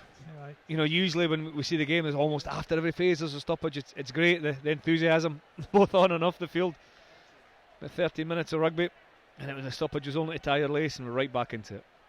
There's the throw. What a lovely line out take. Great stuff there by Alex Hodgins. The pick up, away goes Cox. Cox for St Andrews on the right, in the pale blue and white. Well, Murphy rescued that very well, I thought, because it was a bit of a Barnes-Wallace bouncing bomb of a pass, and he just picked it up and stabbed it through and kept St Andrews moving forward off a very awkward, potentially awkward situation. Yeah, he did well, didn't he? Yes, it concedes possession, but the fact that he's turned Edinburgh University and they can now apply pressure at the line, it was the right thing to do. Pop the ball in behind. Finn Murphy's played a bit of rugby league as well, the national squad, as well as for Scottish students, so he knows the game and a clear, good decision maker. Cogley for Edinburgh, driving. Edinburgh had the monopoly of the possession for the first 4 or 5 minutes, but I have to say St Andrews have come much more into the game since then. But here's Edinburgh away up that touchline again, and again it's Ben Cogley, this big lad. He's about 6'3", 6'4", Burnside. The feed on again. Bruno Smith working it very nicely from scrum half. First one way, then the other. That's a turnover for St Andrews. Here they come. Lovely running. Murphy. Out it comes to the left wing to Derome. Richard Derome on this left wing. Cox again. Oh, that's a kind of wild one. Akinjobe. Nick Stephen, the Edinburgh captain, in the thick of it there, trying to turn over ball. Bit of the hunter-killer about him. He's settling off the line quickly, isn't he? Leading by example, but Murphy comes up the right-hand side, and St Andrews now, what an offload, back to Murphy. Brilliant offload. It was Roland Walker, the captain, again, asserting his brilliance in that midfield, and here he has another opportunity to attack. Here's Walker, the captain, away out on that far right wing, but he's got the big lad, Ben Rose, wrapped round him. He's not going to get past Ben Rose easily. That went back, that's okay. Here comes White, Alex White. Back row forward, that's him lying on the ground there with the ball in his hands. Turnover for Edinburgh. Away we go, Pete Howard. I'm watching the Edinburgh captain, Nick Stephen, this big tall fair-haired guy, just down number 7 on the back of his jersey there, and he's covered acres and acres of ground already in the first 15 minutes. He's been effective in and around contact as well, though. As I see that kick drifting straight out from Bruno Smith. There's an injury in the midfield as well to one of the St Andrews University players. I think it may be a head knock. He might need a little treatment or an assessment, but you can see, you know, since the early dominance of Edinburgh University, St Andrews have definitely come into this game. They've had a lot of good possession. They'll be frustrated not to have any points to show for that possession, but both teams are defending pretty well. There's a bite in the contact, there's a sting in the contact. It's hard, but they're popping back onto their feet and be having good structure and good shape as well.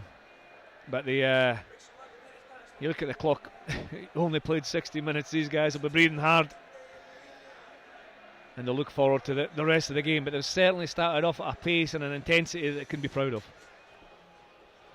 A lot of happy faces in the crowd there. And there's the well-filled figure of Owen Powell, who's doing his doctorate in quantitative genetics. Would you believe it? So just a wee breather whilst this St Andrews player is assisted by the medics. Meanwhile, I was just going to say, Chris, it's quite early in this season for both of these teams. They've had a couple of hit-out matches already, but nothing really meaningful in terms of getting their season up and running. No, and then to play a game of this intensity so soon, it's quite difficult. I think Edinburgh University had a hit-out against Edinburgh Accies. As you see, we're not sure exactly which player it is, but he's leaving the field with an ice pack on his head, or maybe a blood injury as well. So he's walking off the field just at the bottom of the screen there. That's good to see. But yeah, to play a game with this intensity so early in the season, needs a lot of preparation in terms of training, but we all know that match fitness and match sharpness only comes through playing games. And you'll see these players, they'll be fit from the work they've done over the summer, but their match fitness will come as the game goes on. That's Stephen Chu, who has left the field for blood injury, and he's been replaced for the time being by Alexi Kulukundis. Kulukundis wearing number 19. Edinburgh half. Burnside.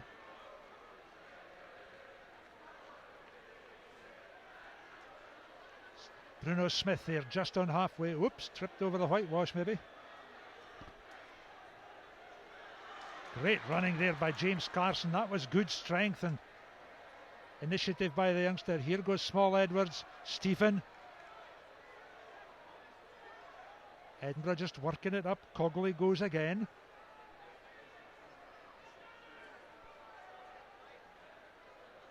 Carson. Oh, what a lovely inside pass. Beautiful running there. This is Pete Howard. Lovely running by Bruno Smith. Oh, what a covering tackle there. That was Roland Walker's tackle that saved St Andrews. The captain did the captain's job. But that was a lovely break there by Edinburgh. It was a good inside pass, wasn't it? Pete Howard hit it at pace, and then opposite number Roland Walker, as you say, not only made the tackle but then got to his feet, contested the ball and slowed it down. But Edinburgh have retained possession, and as I say that, they've committed the knock on. I think it was maybe Max Young in there with the knock on, but well, that was well worth seeing again. James Small Edwards inside pass to Peter Howard. The timing was impeccable. The change of pace from Howard was outstanding. Bruno Smith working hard on the inside, the Edinburgh University captain, but he was met by Roland Walker's tackle. Really good coverage. Another good example by the captain, Roland Walker. Here it is. This is Howard accelerating through. Bruno Smith working really hard on the outside, and then as you come in there, good tackle by Walker, and just after that he got to his feet, slowed possession down and allowed the rest of his teammates to get back into a defensive position. So here we are with the scrummage then, and this is an important one for both sides. One to defend, one to attack. Where's the player? He's behind the goalpost. Murphy gets it away. Ben Rose on that far touchline just had to watch the ball go over his head there. It's a good clearing kick there by the St Andrews standoff. Finn Murphy, former Heriot schoolboy. He's got 3 blues already in rugby league. Scottish Students 7s and Scottish Students 15s. And that was an excellent kick there. And it was a very good kick, wasn't it? We spoke at the start about how the dimensions and the size of the pitch now, from underneath your own sticks there to the 10 metre line. You know, even though there's very little breeze, that is an outstanding effort to clear the lines by Finn Murphy. Brilliant take by Nick Stephen for Edinburgh. Here go the big guys. That's Robertson and Cogley, the lock forwards together. Smith now.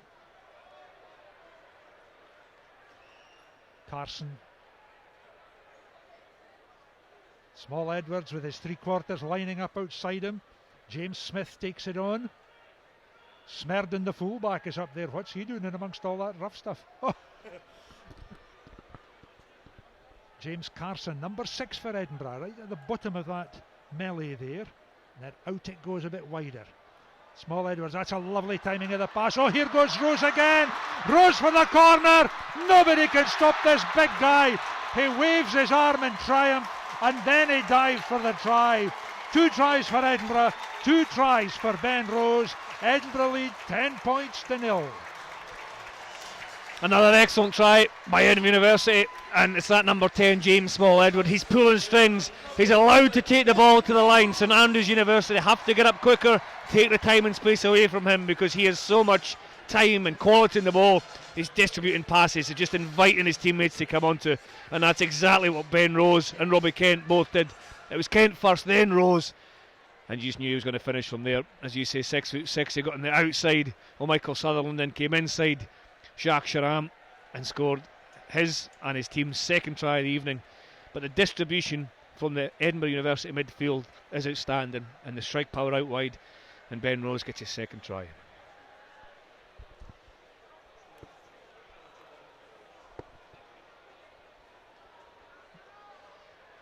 There's the conversion, over it goes, another couple of points for Edinburgh.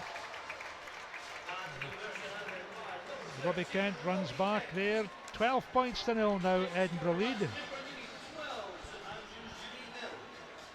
And I would think the Edinburgh University Director of Rugby, David Adamson, will be very happy with his team's position at this stage of the game. The first quarter just over.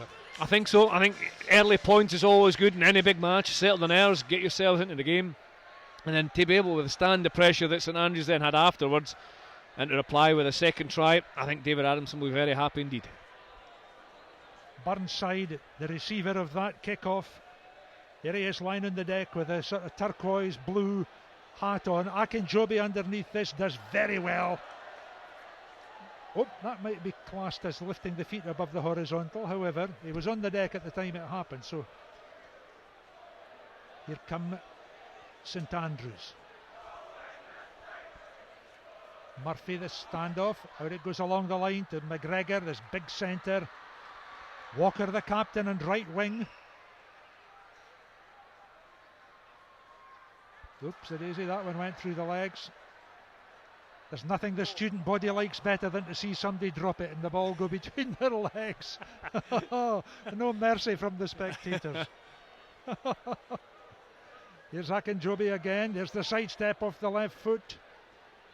Oh, irresistible force, an immovable object there, I think. Murphy again.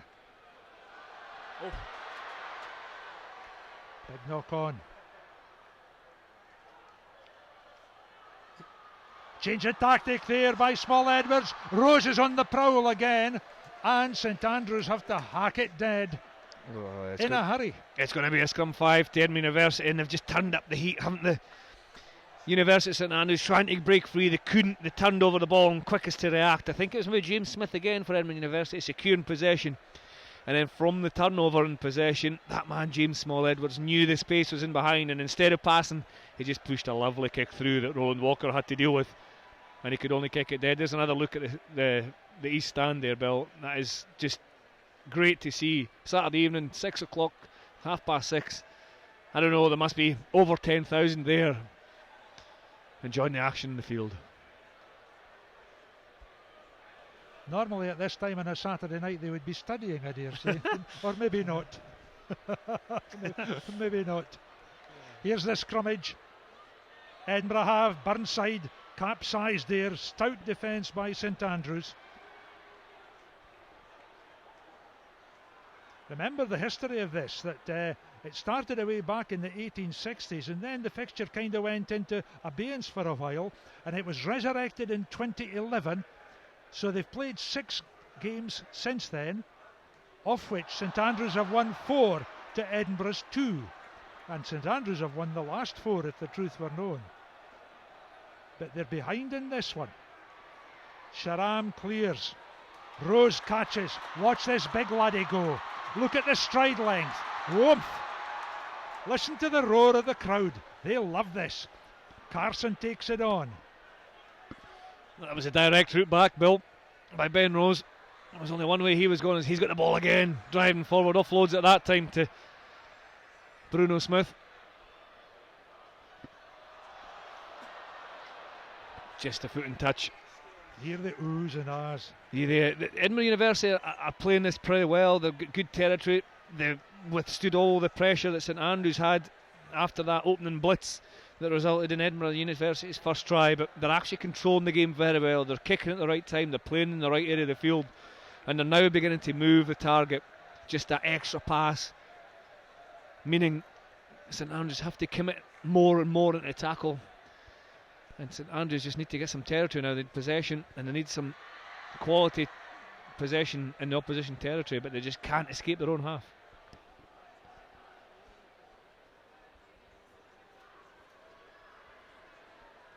Charlie Davis at scrum half, kicks long. Here's this big lad, Ben Rose. In it comes, Jake Smerden. Oh, is he taking on too much? This fella can run, watch him go. He was well brought down there, though. I think that was Dan Cox got him. Bruno Smith fancies his chances. Thumping tackle there on Small Edwards, who sniffed a half opportunity. This is Thomas, the Dragon. Burnside. Burnside, you see how he gets past the defender there. He's just ready to offload if somebody had been at his shoulder. There's that wee inside move by Small Edwards to Howard again. It worked very well the last time. Edinburgh playing some very nice rugby.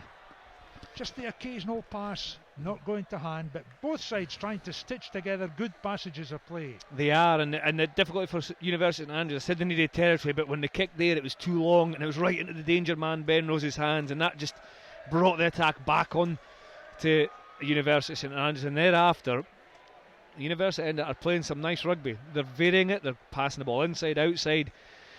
But I think what St Andrews can do is get up off the line quicker. They're allowing the back line and especially the midfield of Edinburgh University to take their time to pick the right pass. They're not being put under a lot of pressure at all. So if Davy Ross is looking on from the touchline, he'll be looking to get that message onto the field to St Andrews to get set quicker in defence and get up and stop Edinburgh University playing, because that midfield of Edinburgh University are controlling everything about this game at the moment. Edinburgh lead 12 points to 0 after, 27 minutes almost of this first half. 2 tries by their big left winger Ben Rose, 1 conversion by Robbie Kent. 12-0 Edinburgh lead. An exciting game. A game full of incident. 1 or 2 wee changes of personnel. I see that Owen Powell has left the field temporarily for Edinburgh, number 3. So he'll be replaced probably by Ed Russell. But we'll just check that and get you the updates on the names and numbers in just a minute.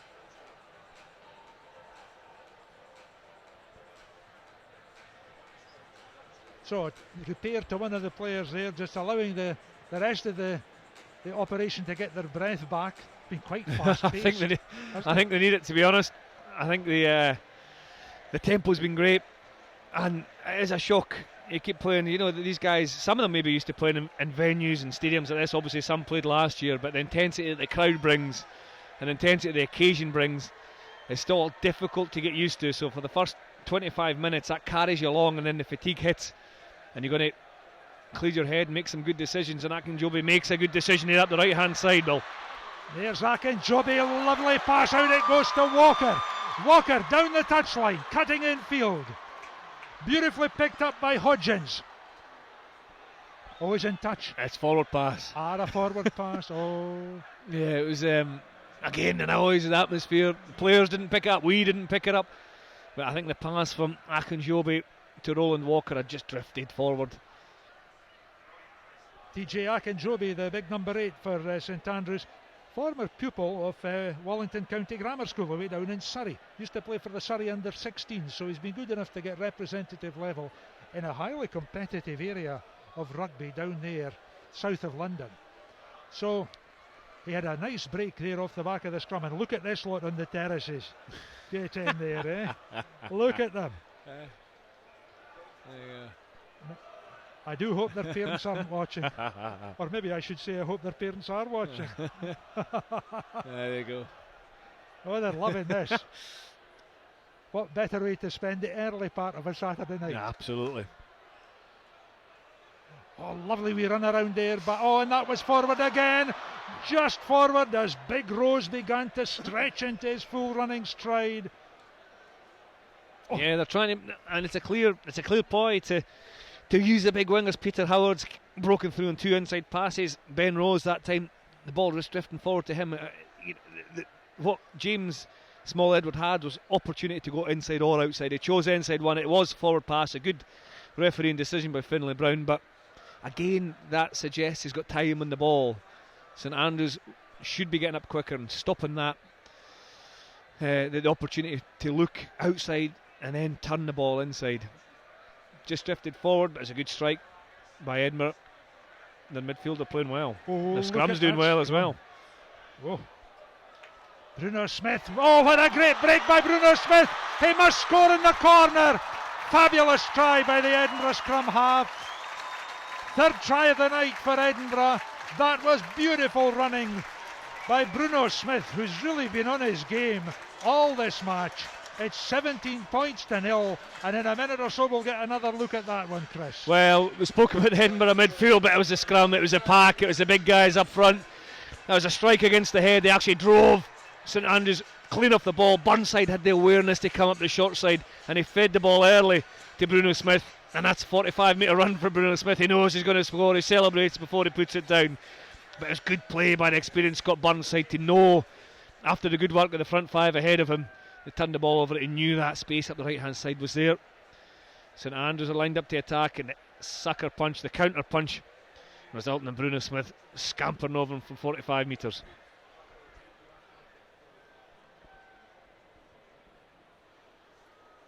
Robbie Kent, one successful conversion so far, a kick of about 35 metres. Here he comes, there's the angle, there's the distance, and there's the close miss, the narrow miss.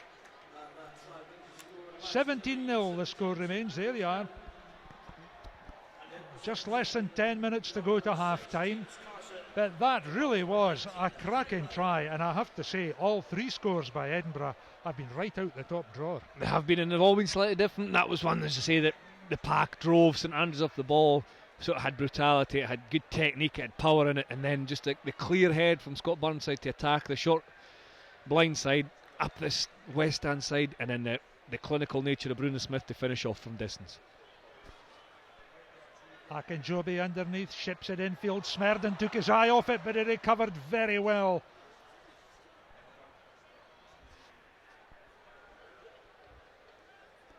Here they come, here's St Andrews. They know they have to strike back before half time. There goes the big fella McGregor, Scott McGregor. Yorkshire under-16s player, Scottish students rep as well. Strong running centre. Malcolm Wood down, he takes it as first receiver. Somebody dropped it there and gets the raucous boo, the raspberry from the crowd. This is where Edinburgh can be dangerous. They're quick on the turnover. Burnside probing it and manages to get the offload away to Cogley as well. Big Cogley, these big long legs of his, eating up the ground as he charges forward. Here's Small Edwards. Nice bit of footwork there on this right hand touchline by Peter Howard. Maybe a forward pass there. I think it's just a knock on, I think. Just a knock forward. Again, Edinburgh are quickest to react from a turnover. That's 2 or 3 occasions now where St Andrews have knocked the ball on in the tackle or dropped the ball, and the quickest team to react to the guys in green. Again, a lot of the game being played in the kind of middle third of this pitch. St Andrews haven't had a lot of territory at all. They had that spell just after the opening 5 minutes where they didn't get any points, had 2 chances, knocked the ball on twice, but they haven't had a lot of territory since then. Charlie Davis pops it into the scrum, penalty, and away he goes again. He senses that St Andrews really have to pick up the pace. You see, and there's a slack pass from Hamish Payne, number 12 for St Andrews, to his co-centre Scott McGregor, and here come Edinburgh on the counter. Big Cogley, rampant. I was going to say earlier on, Chris, the student body will find this a big field to play on. They will. Moneyfield is big. It's always been big. Aye. But it's as international pitches go, it's big. So as university pitches go, it's even bigger still. I mean, it's huge, and the expanse even behind the goals and to the touchlines. It makes the pitch maybe look smaller than it is as well, because it looks like a little, the lines look a lot smaller in the external area, but it's a huge pitch. There's a lot of space to attack. There's conversely a lot of space to defend. So it will be a shock to the system for many, but I see that as a positive thing. More space, hopefully more free-flowing rugby. As we see another knock-on, unfortunately, from St Andrews from Roland Walker, and it's a handling errors, and this is a period we spoke about. Once the adrenaline carries you through the first 20-25 minutes, and then you realise you're actually playing at an intensity that it's quicker than before. As I say, we've got I think somebody's maybe the Panda's away for a wee rest. The mascot, we seem to have a new mascot. Is it one of your family? No? At East Stand. But the players I think will be under fatigue genuinely by the size of the pitch and the intensity at which the game started. So that's why we're seeing a few knock-ons. I hope that wasn't one of my grandsons. It wouldn't be Bill. It wouldn't be Bill. Anyway, here's St Andrews getting the squeeze on in the scrummage. Bruno Smith did well. Look at this, here's the big lad again, Rose. Ben Rose away. Out it goes. Bruno Smith yet again. He's got Smerdon the fullback alongside him. Small Edwards, first receiver. Wee dummy, and then a change of direction. St Andrews falling off the tackle as Kent makes inroads. Aha. Playing it on the ground, Scott Burnside. Yeah, it was. There we go. There's good work there. Just over the top of the ball by University of St Andrews. Again, Edinburgh looking really dangerous. Small Edwards got loads of time in the ball to pick the right option. Burnside carried on. He actually got isolated from his support because he'd made so much ground. And then I think it might have been Alex Hodgkins, St Andrews number 7, who got over the ball and won his team the penalty. But you can see the body language of the St Andrews players as well, that they're slower to the line out than Edinburgh. Edinburgh are ready to go. In fact, St Andrews are making a change. Number 20 is coming onto the field, Rob Lind. Let's see who he's replacing. But they look a little shell-shocked at the moment, St Andrews. Edinburgh looking far more comfortable. Just under 4 minutes to go to half-time. There's the scene here at Murrayfield. Sky is darkening just slightly. Nice deflection there by the big lad for St Andrews, Michael Sutherland. Davis to Murphy. Thumping run. Yes, I thought that was a number 20. Rob Lind there taking that one on.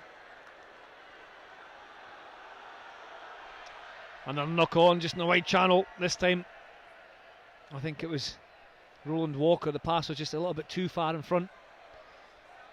But again, the game's caught in this middle third, isn't it? St Andrews find it difficult to get territory. Edinburgh University quite happy with how they're playing, I'd imagine. I think David Ross will be disappointed that they can't control as much possession as they like from St Andrews. David Adamson will be much happier, the two. When important words to be said at half time in 3 minutes from now. Another very good line out throw there and catch for St Andrews. Akinjobi gets it out along the line to Dan Cox. This looks like Rob Lind who's come on as a replacement.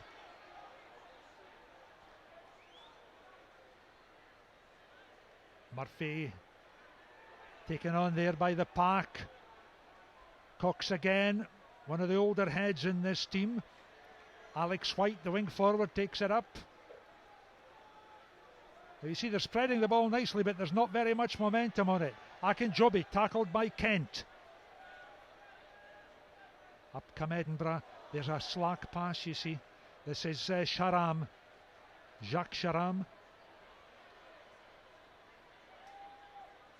That's not a bad kick either. It's taken St Andrews down almost to the Edinburgh 22. Couple of minutes to half time. Yeah, it's comfy lead for Edinburgh, 17-0 at this stage. Yeah, it's Finn Murphy just putting boot to ball. St Andrews retained possession a lot better there, moved it back and forth across the field, and as you said, didn't get the penetration they needed. So a real good decision with a clear head from Finn Murphy to drop the ball in behind and then try and apply some pressure to the Edinburgh University line out. Rob Thomas misses his man, and Kula Kundis breaks free, number 19 for St Andrews. Charlie Davis, now they're lining up. Bill, St Andrews, it's another knock on in the midfield, wasn't it? Rob Lind that time. We've seen that often, haven't we? Just that pass where they look as if they're in possession, they look as if they're almost ready to strike, and just snatching at the ball a little bit. That's it. Just need to calm it a wee bit, Chris. I think so, and not trying to score before it's too early, if you know what I mean. If the line's there, absolutely, you accelerate towards it, but they're almost trying to score one or two phases too early and force it a little bit. They just need to relax. If it means moving defender, carrying hard into space, recycling possession, if that's the better of the two options, you do that and just calm the nerves and work on that catch. Into the last minute then in this first half.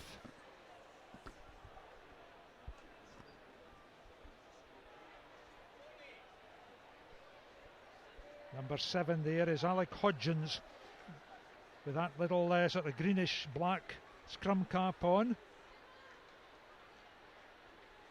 Used to play front row at school, but he's moved back into back row. He's a sort of, he likes to get out and about into the loose play. Let's see if he does this time. Edinburgh have struck. St Andrews front row are exerting a lot of pressure there now. Here goes Rose again. Look at this laddie go. On a great pass infield. Harry Ryan. Ryan clear. What a tackle. Fabulous tackle. Penalty coming Edinburgh's way. Akinjobi has to watch in case he gets put offside. Here it comes. Taken there by Nick Stephen.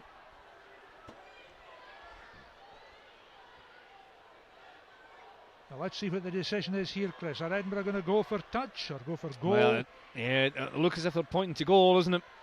James Smith pointing to goal, but it'll be up to Nick Stephen, the man with the hand in the ball. He's the captain. He wanted to take it quick. This is another look at the break. It's that man Ben Rose again, skipping out the first tackle, and that's a great pass under pressure back inside to Harry Ryan, who, well, was in full flight and then chopped down by Sharam, the fullback, with the help of Finn Murphy. And then from there, St Andrews came offside and conceded the penalty. Edinburgh have gone to the touchline. It's an opportunity. Injury time just before the first half to see if they can capitalise even further on their already 17-0 lead. We had a try-saving tackle earlier on by St Andrews captain Roland Walker. That was another one there by Finn Murphy when Edinburgh looked clear away. Here come Edinburgh again up the narrow side. Ball squirting loose, kicked into touch by Walker. Desperate times for St Andrews, who will breathe a sigh of relief as the referee Finlay Brown whistles to indicate that it's half-time here in the varsity match at BT Murrayfield. Half-time for Edinburgh leads St Andrews by 3 tries to 0 on a scoreline of 17 points to 0. Chris, give us your summing up of that first 40-minute period then. Well, I think coaches at all levels say a good start, a fast start is really, really important, even more so when you're playing in a venue and under a huge amount of pressure. Now, Edinburgh University got that start. They kept the ball for 4 minutes, the first 4 minutes of the game, and then from there they scored the first try, which was excellent from them. Thereafter, St Andrews came back in, had 2 or 3 opportunities to score, but just knocked them on towards the line, and then Edinburgh came right back into it. 2 more tries for Rose and Smith, and a 17-0 half-time lead. I think we can have a look at some of these tries, or no we can't, maybe later on.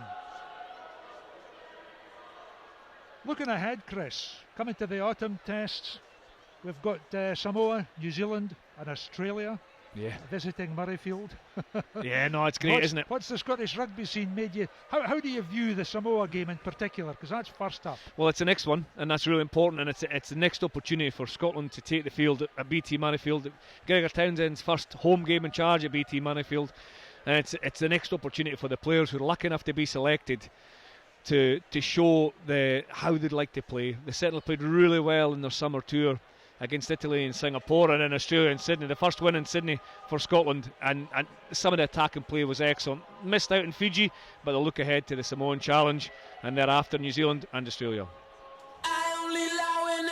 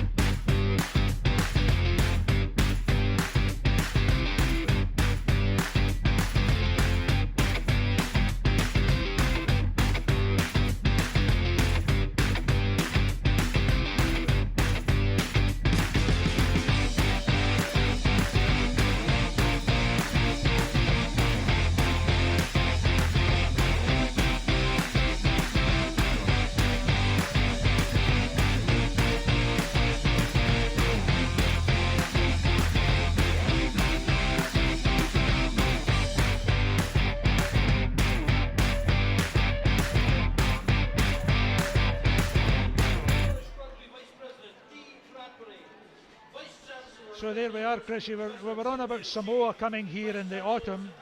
I think it's about the first or second weekend in November. And that leads us into the New Zealand and then Australia games. And what have you seen of Edinburgh and Glasgow rugby, and rugby generally involving Scottish international players so far this season? What kind of feeling does that give you with a view to the Samoa game coming up in November? Well, always excitement, I think, is the first word. You're excited about watching Scotland perform and play, especially now in the form they carried through the summer. A lot of these players have carried that form into the early season with their club sides, both Edinburgh and Glasgow, and obviously the guys who play in Excels. Fantastic win for Glasgow last night against Munster at Scots. And, you know, the internationals there were playing really well. Finn Russell obviously leading the charge, Ali Price controlling things from half-back, the tempo that they bring to the game. So the key between now and then is staying fit, but also building that. And what Gregor Townsend would want is as many players playing really well as possible. Edinburgh get a chance to redeem last week's disappointing result against Treviso, although I must admit Treviso are a better side than people give them credit this year. They've made big improvements, they're fitter, they're stronger. But Edinburgh are down at Scarlets, last year's Pro 12 champions, this evening, and that'll be a tough game for them, but a really good opportunity to get back to winning ways. And then thereafter, I think there's 2 more fixtures before the professional teams go into Europe, and that's where the players will be tested again. There'll be some international players to come back from injury for both Edinburgh and Glasgow. You're thinking about Stuart Hogg, you're thinking about Johnny Gray, Fraser Brown, players like that ready to come back in. So what Gregor and his Scotland coaching staff will want is as many of these players, A, playing, and B, playing well, to put their hand up for selection. I think we'll see 3 different teams take the field in the 3 autumn tests. That'll be through injury, that'll be through form, but hopefully we'll see 3 wins. Well, that would be lovely, because the Australia and the New Zealand tests are sellouts, I understand, and the Samoa test is well on the way. Still some tickets available, as I understand it, but I'll be there to watch the Samoa game, and I'll be watching Australia and New Zealand on telly. But I think there'll be great occasions, and I'm sure the Scottish public will react very well. The Glasgow game last night, we saw Dave Rennie's team beginning to show a bit of Dave Rennie and a bit of the snarl and toughness that Rennie likes to bring to a team. Yeah, they are. They were tremendous. The thing you have to match first and foremost when you play Munster is the physicality. And Glasgow matched that. They didn't. And in fact, the match that they overcame it. They didn't take a backward step. That was evident from the first 2 or 3 minutes, with the physicality and the rough them up tactics from both sides came to a head. But then the quality came through. And I think the thing that sticks out for me more than anything else is the willingness of the Glasgow team to attack, and that comes from Dave Rennie and his ambition in attack. He wants to see them scoring, he wants to see them playing, and there's a winning team there as well. Bill, the Edinburgh University ladies who were on before us, before this game, and that's them getting the trophy here at BT Murrayfield at half time. A convincing win against their opposition, St Andrews, and that'll be a great feeling for these guys.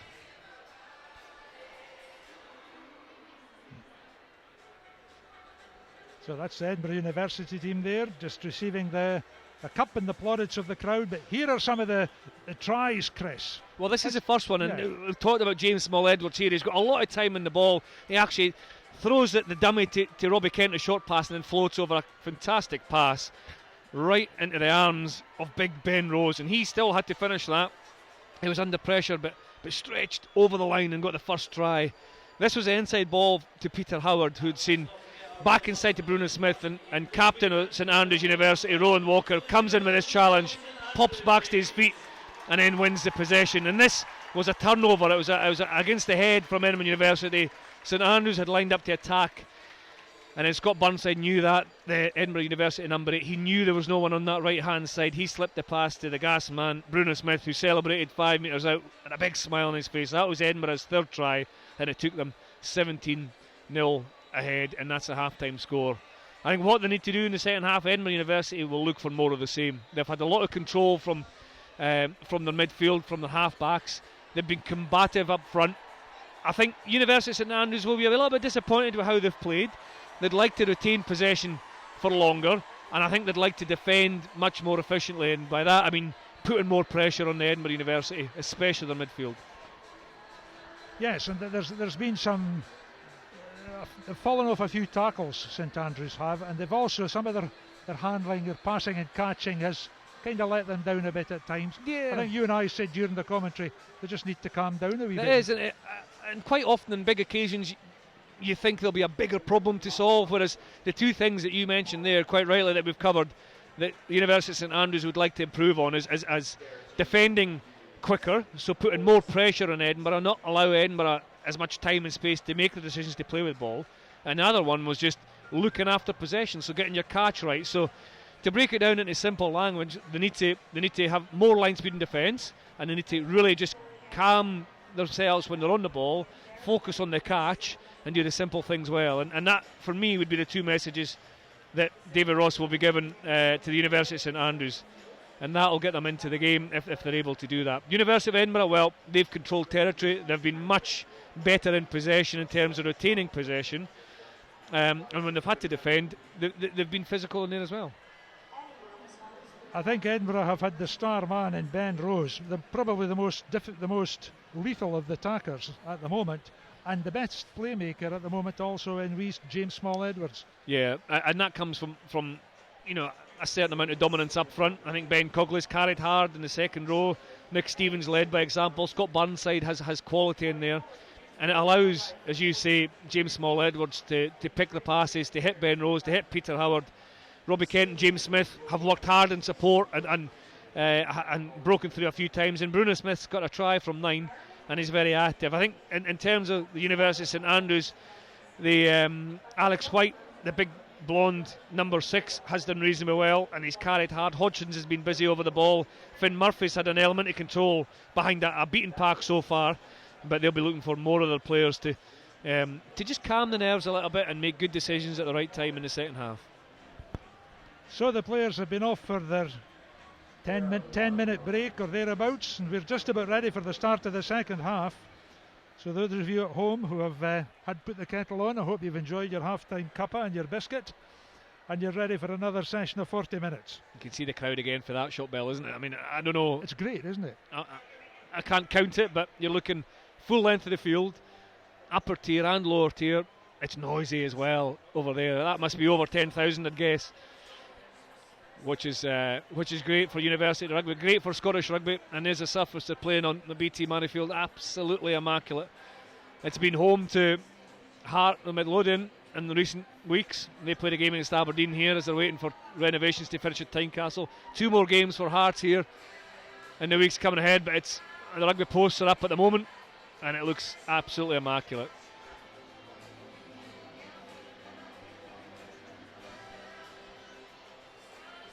Lovely night as well. Not a lot of wind. We've been here a few nights, Bill, where it's been a lot wetter and windier than that, hasn't it? There's been a lot of hot air from various quarters. But there we are. You get an indication there of how gentle the wind is how almost limp the flags are hanging at the top of the masts on the east stand there. Yeah, it's a perfect night for rugby, isn't it? It's quite mild, quite warm, as you see some of the medics and physios coming back onto the field out the tunnel. And then it's just to focus on the next 40 minutes for the players who will join us. It'll be really interesting. There's a whole series of ways to approach a half-time in terms of coaches and players. The first thing that will happen will be a medical sweep, so all the players will be checked. Who needs ice, who needs maybe medical attention, and then the players will start their dialogue, what they think maybe needs fixed. And the coaches will listen to that, and they'll pick up the key points. Are the coaches' key points been covered already by the players, which is a real strength and a real positive thing? Or if they haven't been, then the coach has to underline what they've seen from the touchline, what differences and changes they want to make. But more often than not, the messages from the players and the coach will be very similar, and it's just a matter of executing them as best you can in the second half. 40 minutes left of this varsity match at BT Murrayfield. Edinburgh 70-0 ahead. When you ran down that tunnel that these players have run down during international matches, did you hear the crowd, or were you in the zone where you just locked away in your own mind concentrating on the match? Everyone's different.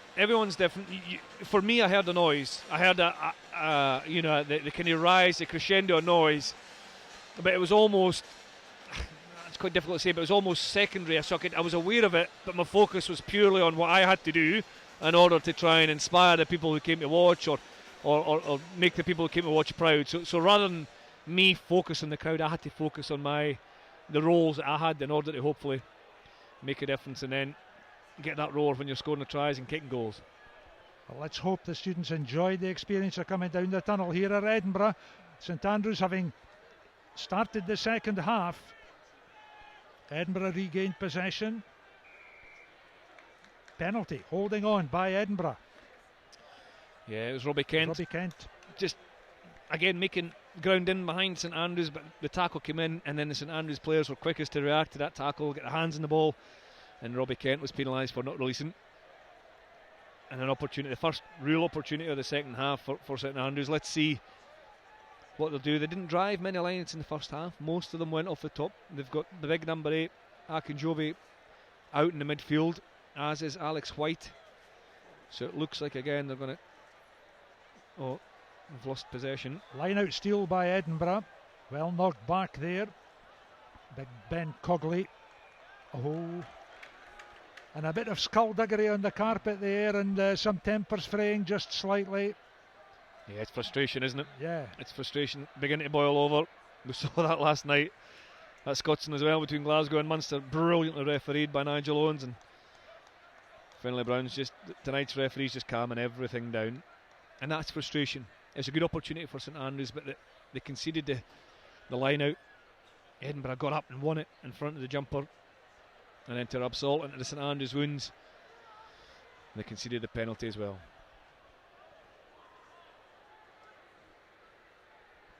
So here we are on halfway. That's Rob Thomas with the ball in hand and that red head guard on, looking right down the line there. There's Edinburgh players to the right in dark green and white.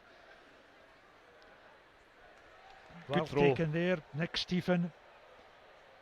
Smith. Here goes Big Cogley again.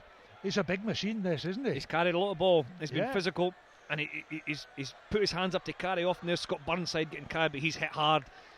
That time, but impressive. Hodgkins, the St Andrews number 7. And Bruno Smith has to kick because of that dominant tackle. Very good kick by Bruno Smith, though, because it was almost charged down. Here goes Harry Ryan. Ryan's away for the open. Oh, he's not. He thinks he is. He waves to the crowd, but they'll have to come back. Wait for the reaction when he realises, poor soul. Oh. Nick Stephen thinks it's a try as well. Sorry, here it comes. Boys. Here it comes. There it goes. Oh, I just realised it was a wonderful piece of skill to win the possession in the air, spin at the tackle. Even the match announcer thinks it's a try, but no, Finlay Brown's going to bring us back. There's the culprit, Finlay Brown, the referee. Forward pass. Oh dear. There we go. Yeah. More excitement for the crowd. We've just been informed the attendance. We were right. We didn't have time to count them all at half time. We guessed at 10,000, Bill. It's actually 10,226, which is a fantastic effort. And I tell you what, they're making a bit of racket as well, aren't they? Oh, they're noisy, but it's great. There's a lovely, vibrant atmosphere here. Here goes Murphy. Out along the line it goes to McGregor. Scott McGregor with Hamish Payne alongside. On the Edinburgh 10. St Andrews with possession. Murphy trying to find a way through, but not successful that time. That's a long pass, trying to outflank the Edinburgh. Oh, you see, there's another handling error by St Andrews, and that's what's bedevilled their effort all through this match. Just little mistakes, trying too hard, wee bit loss of composure in the height of the action. Yeah, it's the simple things again, Bill. You're absolutely bang on. Alex White, he was in a good position. The pass bounced in front of him, he picked it up well, and then just as he carried forward, usually I think you'd see him just driving his legs, pumping his legs, driving through the contact, presenting the ball, but he looked to offload, lost his bearings and dropped the ball forward, and it just lets Edinburgh University off the hook and gives them another opportunity to attack. All the Edinburgh University backs are lined up on the right hand side of the scrum. You've got the danger man, Big Ben Rose, lurking behind James Small-Edwards. Will they use him? Nope. Now that looked like offside from Bruno Smith's touch and then picked up by the number 8, but he maybe didn't touch it. However, the referee penalises St Andrews instead for There's some misdemeanour in the broken play there at the base of the scrummage. When it's going against you, it's going against you, Bill. St Andrews there. That was, they actually did really well in the scrum.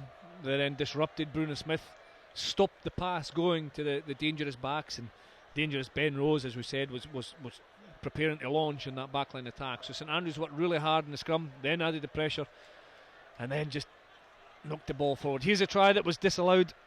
Number 19, Harry Ryan, did really well to spin at that tackle, keep the ball under control, celebrating as is Nick Stephen, but then it had to be brought back. Good athleticism, but the ball had gone forward.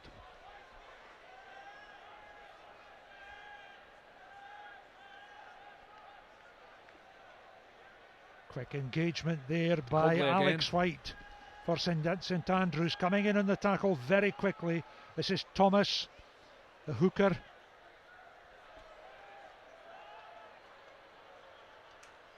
Here's that wee run around by Small Edwards. Luke is almost, oh, what a nice pass. Smerdon, along the line it goes. Howard in support. That little run around by the standoff does work so well. I think St Andrews have pilfered the ball back after Smerdon's break. And they're in trouble again, Chris. Driven him into touch yet. Good work by the Edinburgh University. When they realised that they'd conceded a turnover, they applied more pressure onto St Andrews. But we go back to Small Edwards again, the number 10 for Edinburgh University. His timing of his pass is outstanding. Now it's almost like Matador, like he's bringing the defenders on, and that time it was Smerdon, the number 15, hitting the space that Small Edwards had created with his guile on the ball and the timing of the pass. Thomas with the throw, Robertson with the knock through. St Andrews have ball. Carried back. Wow, it must have been knocked back by St Andrews. I thought it was knocked on in the line out by Edinburgh. Yeah, so did I, Bill. It looked at the front of the line as if Edinburgh had an attempt to win the ball, had knocked it forward, but it must have been a win by St Andrews. And there's the lads have not stopped singing yet. And the night is young. Maybe. Opportunity though, Edinburgh University. The first point, we spoke about the first points of the game and getting a good start. That applies to the start of the second half as well, and the opening points of each half. This could be a killer blow if Edinburgh score here. Burnside with the ball at his feet. Smith, Small Edwards. Here's Smerdon, wrapped up there by the St Andrews cover defence. Oh, what a nice inside pass. And away goes the captain, Nick Stephen, and he's in for the try. That's the fourth try for Edinburgh, the first of this second half. But more importantly, it puts the scoreline at 22 points to 0. And the scorer was Nick Stephen, that lad there, the fair-haired one, number 7, the captain of Edinburgh University. Yeah, he's led by example. He covered a huge amount of ground in the first half, as you said. He was abrasive, he was hard in and around contact. He's brought that to the second half, and he's got to try. Small Edwards again with that offload under pressure, and then through another pair of hands before Stevens managed to make the line under Charlie Davis' despairing effort. But the quick recycling of the ball, the work rate to get round the corner, and then the options that Small Edwards has creates that try. And it's great to see the captain Nick Stephen barging over in the corner for his try, his first of the evening. Edinburgh University's fourth.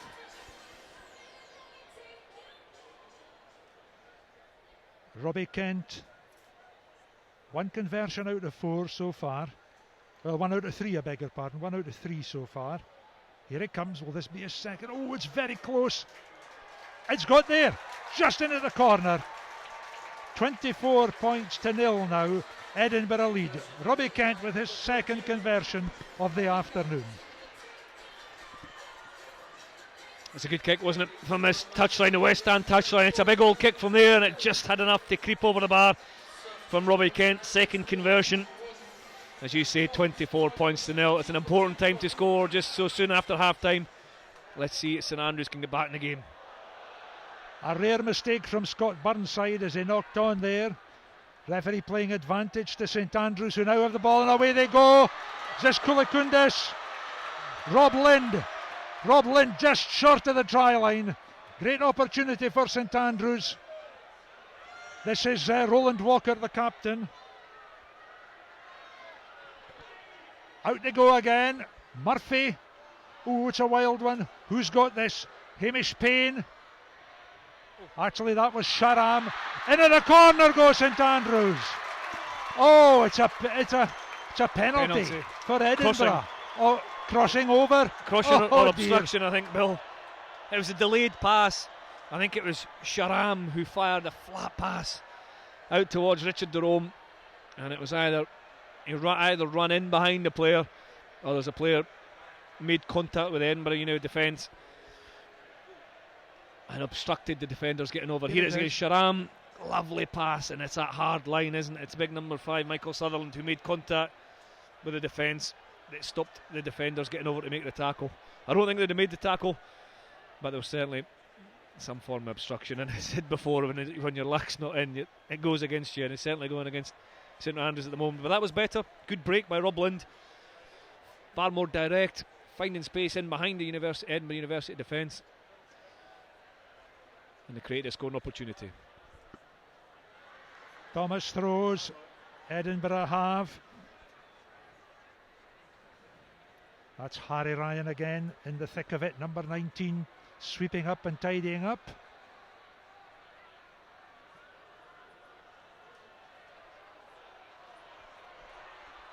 "11 minutes into the second half, Chris. 24-0 Edinburgh lead, and looking good. Yeah, it's a drive there, big drive. That must go on 15 or 20 metres already. But St Andrews do well to prevent Edinburgh University presenting the ball, so they win the turnover. Hodgkins has his hands in it. When the maul goes down, there's no need for him to roll away. So much better from St Andrews' point of view. Although they conceded yardage there, they managed to win the turnover. And I think they have to throw caution to the wind a little bit, and that sometimes can help, because there may be less pressure on them. They look as if they've been affected by a little bit of pressure and some of their handling errors. As you see, the Edinburgh University guys maybe preparing to make some changes to bring some fresh legs on. I think it's important now that St Andrews throw caution to the wind and really, really try some attacking moves to get themselves back into the game. Better scrummage by St Andrews. Oh, and there's the eye off the ball again, you see. It's the same again, Bill. Ah, dear. We people may be getting frustrated with us saying the same thing, but it's because the same errors are keeping it in the game, and that was frustrating for St Andrews and frustrating for their forwards. They've just worked a good scrum, and then as soon as they pop their head up, they realise they're going straight back into another one. And this time they're defending it and not attacking from it.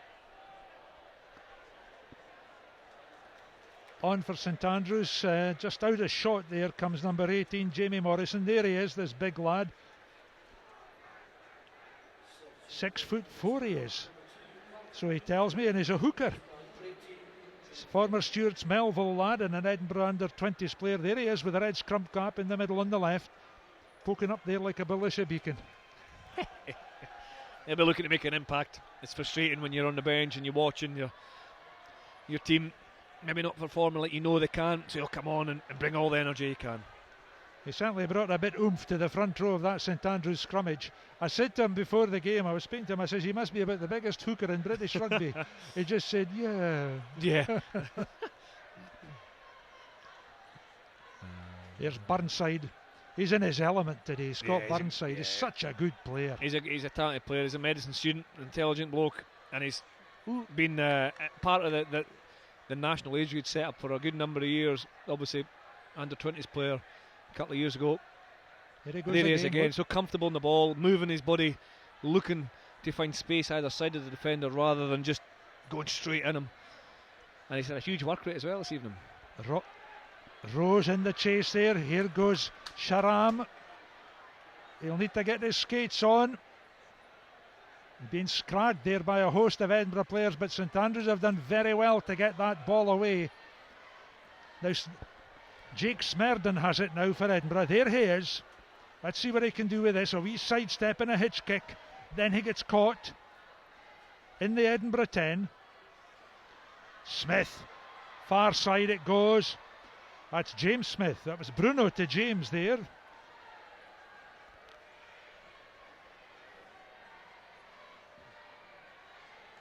Yeah, Edinburgh just off their feet and a bit over the ball there. Nick Stephen, who scored the last try, sort of acknowledges that with a hand raised to the referee, sort of apologetically. Admission of guilt there. Well, it's not often you see that. Usually in rugby it's a case of it wasn't me. Yeah, it's not often you see the number 7 apologising for the penalty. They're usually fighting their corner as if it was never me, sir. It was never me. But good honesty by Nick Stephen. He's led well. He scored his try. Young ladies in the crowd and admiring the game and enjoying some liquid refreshment. I'm sure that's non-alcoholic.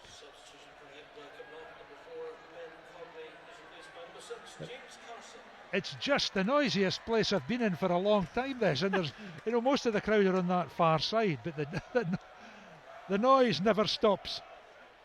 It never stops. No, it's great, isn't it? And the rugby's, the tries we've seen have been excellent from Edinburgh University. I'm sure the proportion of the crowd would like to see St Andrews notch someone on the scoreboard. As in possession here, they've won the line out. Edinburgh have the momentum going forward. Max Kaufman is on for Edinburgh, for St Andrews, number 17. There's Rob Lind again. Look, big fella. He's made an impact since coming on, hasn't he? I mean, I know that was after the knock-on by McGregor. Again, another knock-on of first phase. I don't know how many times we've said that, but Rob Lind he's carried hard and he's carried at space. He's got an over advantage line. He's made an impact, and he can be proud of what he's brought to the match so far this evening. He's got a great rugby pedigree, Rob Lind, because his grandpa captained Edinburgh University and played for Edinburgh, and 2 of his great uncles were capped for Scotland. One was Tom McClung out of Edinburgh Academicals, who got 9 caps away back in the 50s. I remember him well. And Ian Loughland of London Scottish, 31 times captained of Scotland for a couple of years. So these are all part of the bloodline of Rob Lind, number 20 there, just to the left of Shot. There we are, second from the left now. And let's hope that they can inspire him to great deeds in the remaining, what have we got? We've got around about 24, 25 minutes or thereabouts of this game. But I have to say, St Andrews have got a bit of an uphill struggle here as Burnside for Edinburgh leads away. Out it goes to the far side. There's Pete Howard. Howard with wings on his heels almost. Edinburgh again. The pick and drive, Ryan. Now they're hitting their straps again, aren't they? They're really getting into the rhythm. But nice counter by St Andrews, just a wee dink over the top. Bravely done by James Smith for Edinburgh, just as Roland Walker came charging up for St Andrews. And away goes Carson again.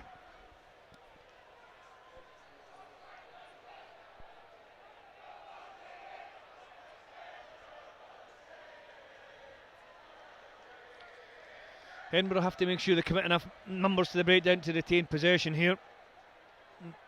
The game's getting stretched, Bill, and there's 1 or 2 opportunities for St Andrews to steal possession. That's better from the University of Edinburgh. Stephen onto Small Edwards, who opts to kick it through this time. And they were 4-2 up. I know. It's the first time he's taken the wrong. He must have known it was a penalty. I'd say it's probably the first wrong decision he's made all night. He's been outstanding, really, with his control of the ball in the game, I have to say. He scuttles and beetles, and he's not what you would call a long strider because he's a wee fellow, but my goodness, he gets around and does some lovely offloads. It's his timing for me, the timing of the pass, that it's really impressed me, and it allows the players outside and inside to accelerate onto the ball into space. That time he pushed it through. I should maybe have kept it in hand, but the referee was playing advantage anyway. And Robbie Kent pops the ball on the east stand, much to the delight of the crowd over there. Well, there'll be lots of proud parents watching this, and I dare say 1 or 2 older heads from rugby clubs around the country just looking at the talent and seeing if they can spot something that they might be able to sign up at some later stage in their career. Former students and alumni of each of the institutions as well will probably take a lot of pride in supporting their teams. wherever people are watching, as Edinburgh University get a drive on there, Bill. That's a good one, isn't it? It's a Very really good drive. tight. The ball's at the back, it's under Here they go control as again. well. Carson. This lad Carson's done a lot of carrying today. Max Young takes it on now for Edinburgh. White scrum cap. Out they come again. Thomas the tank. He lost it that time. Chance for St Andrews, but they've cleared it. Here we come, a new face, William Syme. And then the big lad, Ben Rose. 6'6" of him. It's like a big 400-metre runner when he gets into his stride, isn't he? It takes a bit to stop him. One of these guys who just eats up the distance. Here's Tom Robertson, who's been a great soldier today. I think Robertson and Cogley in the second row for Edinburgh have done some sterling work. A huge for them amount today. of work, yeah. They've always offered to carry, make ground, work hard in defence. And here's Small Edwards again, distributing ball this time as well, covered by number 9 Charlie Davis from St Andrews University. But still Bruno Smith comes. Edinburgh, Scott Burnside carrying again, finding space in the shoulder of the defenders. A bit of space out wide, Bill. There's that wide pass again by Small Edwards. Out they go. Nick Stevens sniffs the line. Stephen cutting inside. Wonderful tackling by St Andrews. Saves the day again. And they had to, because the Edinburgh captain was accelerating towards their try line. Now there's another turnover as James Carson loses ball. Here they come. Akinjobi along the line. This is better. It goes behind Walker. Here he covers. Woof, downfield. Here's William Syme again, ex-Knox Academy, this lad. There he goes, the pass infield.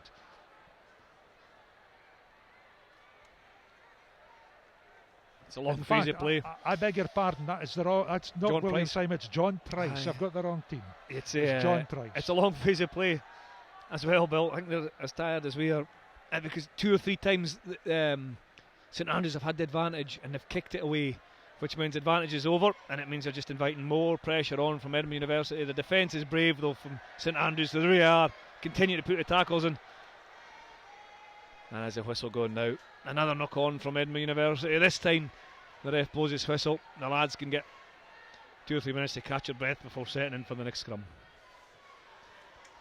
You may hear in the background some great vocal encouragement for St Andrews when the Saints go marching in, is their song. And of course the St Andrews, University of St Andrews rugby team is called the Saints. There they are, look, giving it voice on the terraces and having a great time here at BT Murrayfield for this big varsity match.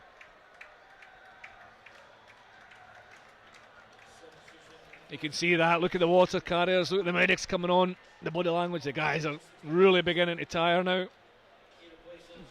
20 minutes to go, and this is where you want your bench to make an impact. Whether you're winning, you want them to come on and maintain the standards and drive the standards. I don't know if you're trailing at this point, as St Andrews are, they'll be looking for the players to come off the bench and bring a bit of spark, see if they can bring something to the game that's going to change the momentum. But it is a scrum feed to St Andrews. Again, still in their own half. We keep going back to the territory thing. They've not had a lot of territory. They've turned over too much possession early on in their phases. But this one, I'll give them a chance to attack. There we are. What's that? 19 minutes to go. 24-0 for Edinburgh. They've suffered 4 defeats in a row in this varsity match of Edinburgh, with St Andrews winning the last 4. But it looks as though Edinburgh are going to somewhat set the record straight a little bit. Tackle. Thunderous tackling on the far side. It's a new man, I think Josh Alcock. Yeah.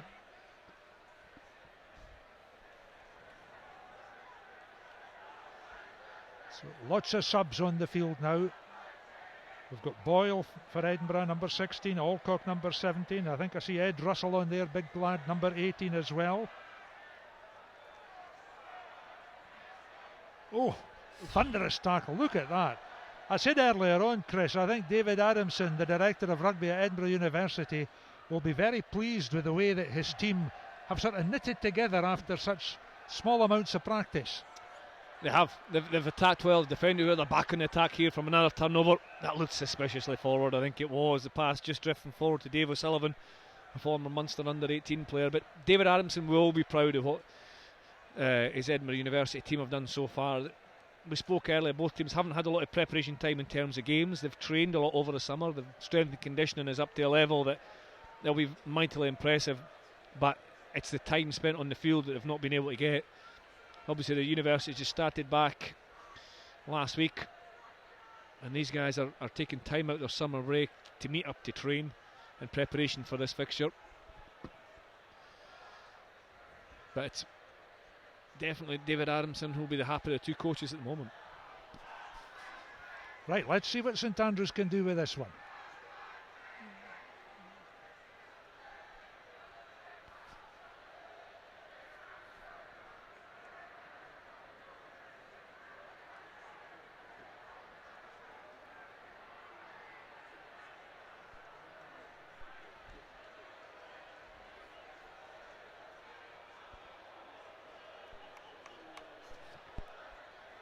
Here we go with the reset scrummage then.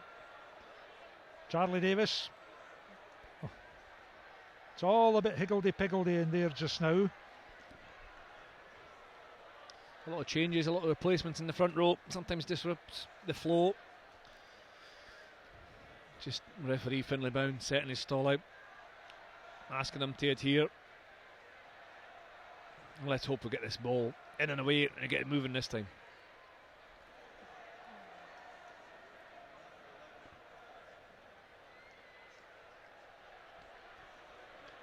That's a better scrummage for St Andrews. Akinjobi kind of got in the way, but the ball went back. Here they go, trying to batter their way upfield.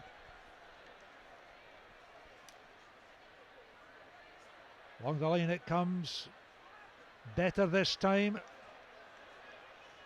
Oh, and then a wayward pass really to the captain, Roland Walker on the wing. And that was big Michael Sutherland there, who's, well... He just had to hold on to that one, Bill, and drive forward, didn't he? He might not say too much about that pass in the future. Yeah. He'll look to make amends the next time. And obviously if he could have that again, he'd probably just drive forward and gain momentum for his team. Another change being made for St Andrews. Kelvin Chen looks like he's joining us. Fullback in place of Jacques Charam, I think. A couple of really good last-ditch tackles from Jacques Charam. He's tried hard to find space and attack. He's been elusive at times, but he's had one or two really brave and effective tackles as last line of defence, Charam. But he's been replaced by Kelvin Chen for the last 15 minutes or so. Right, Edinburgh scrummage just inside the St Andrews half. Burnside with the ball at his feet, controlling it well. There it goes, there's the feed. Oh, look at, oh, would you believe it? Forward James again. Smith almost clear again. Just forward. But it was right, another good call by Finlay Brown, a good stable scrum, in and away in that time. And of all the options from Burnside and Smith to James Smith, the ball just drifted forward.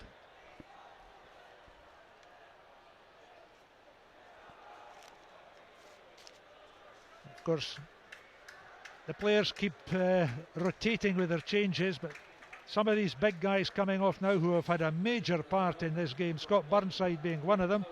There he is with the lead out. Then that pass from Bruno Smith to James Smith, just a tad forward. Enough for the referee. Yeah, it was right, it was a good call. We've seen quite a few forward passes this evening actually. Just fine details. Most of them right. There's more pressure on in the scrum, but St Andrews University come away with it. McGregor fighting hard in the midfield. St Andrews desperately need to keep possession and have a bit of a morale booster, I think, by a try would do so much for them. They've fought very hard, but they just haven't been able to make the passes stick at the crucial times. There goes Max Kaufman, here flying. Out it comes again. Scott McGregor now. Gregor with a lovely sidestep and a layoff. Great stuff. Charlie Davis. Nobody on the outside there. Up comes Roland Walker. First man to the breakdown. Davis again. Good take. Away goes the big fella, Morrison. The 6'3" hooker. Lovely pick up by Murphy, and look, and another drop ball. That's been the trademark of St Andrews in this game, I have to say. Just a little bit feisty there. Yeah, I know we said it before, but you're putting it down to frustration. Rob Lind that time with the knock on, the ball was just out in front of him, he couldn't quite grasp it. And the same outcome, another scrum. Had a lot of scrums in this match, certainly in the second half. This one to Edinburgh, and time's running out, you'd think, for University of St Andrews.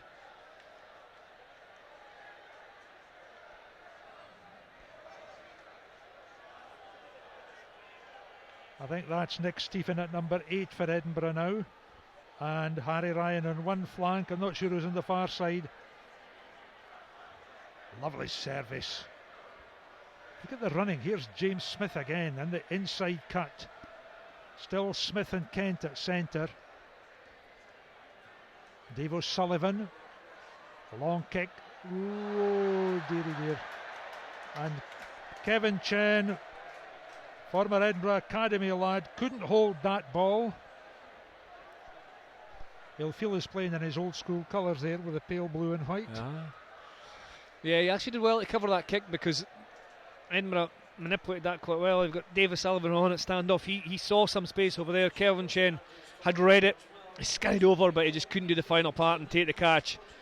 He had to come a long way, and that maybe had part of the reason that he wasn't able to have the control to catch it. But he certainly wasn't given any sympathy by by those fans in the East Stand.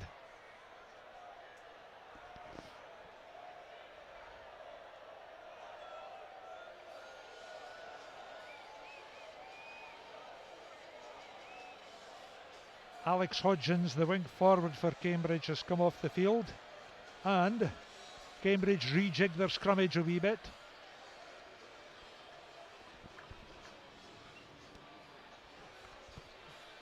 Did I say Cambridge? I'm Same being waved at from all sides here. I apologise. St Andrews, of course. It is very similar. I'm thinking of the Sky Blues, aren't I?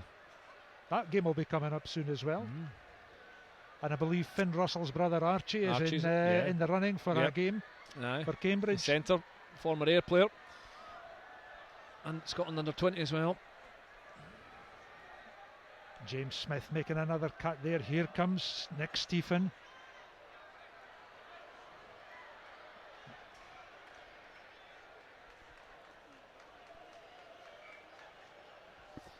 This game's losing its continuity, isn't it? I think Edinburgh University are far enough ahead. They don't have to force the game, and time's running out for St Andrews University, and the game has lost its intensity. It started off at a frenetic pace, didn't it? The physicality and the emotion, the adrenaline drives you through the opening 25 minutes. It's lost its structure a little bit now. Needs another try, Chris.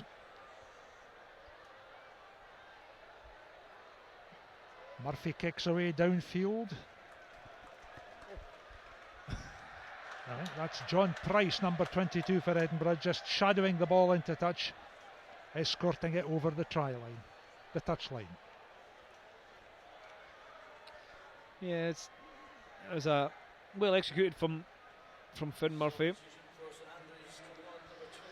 I think what he maybe would like to have done was put more height in it, so it was more a contestable kick rather than the ball hit turf and drift into touch, allowing Edinburgh to come back at you. But it certainly allowed them to get out their own territory and try and apply pressure on the Edinburgh 10-metre line.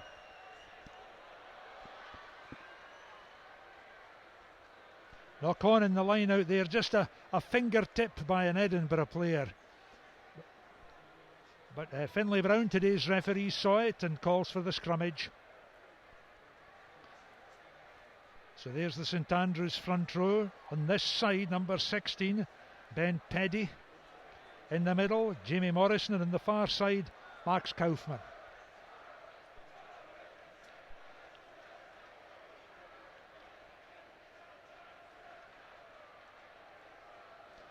That's a strong Edinburgh scrummage. Akinjobi did very well to pick and go. Let's see what the big fella can do with the offload. He's got it back.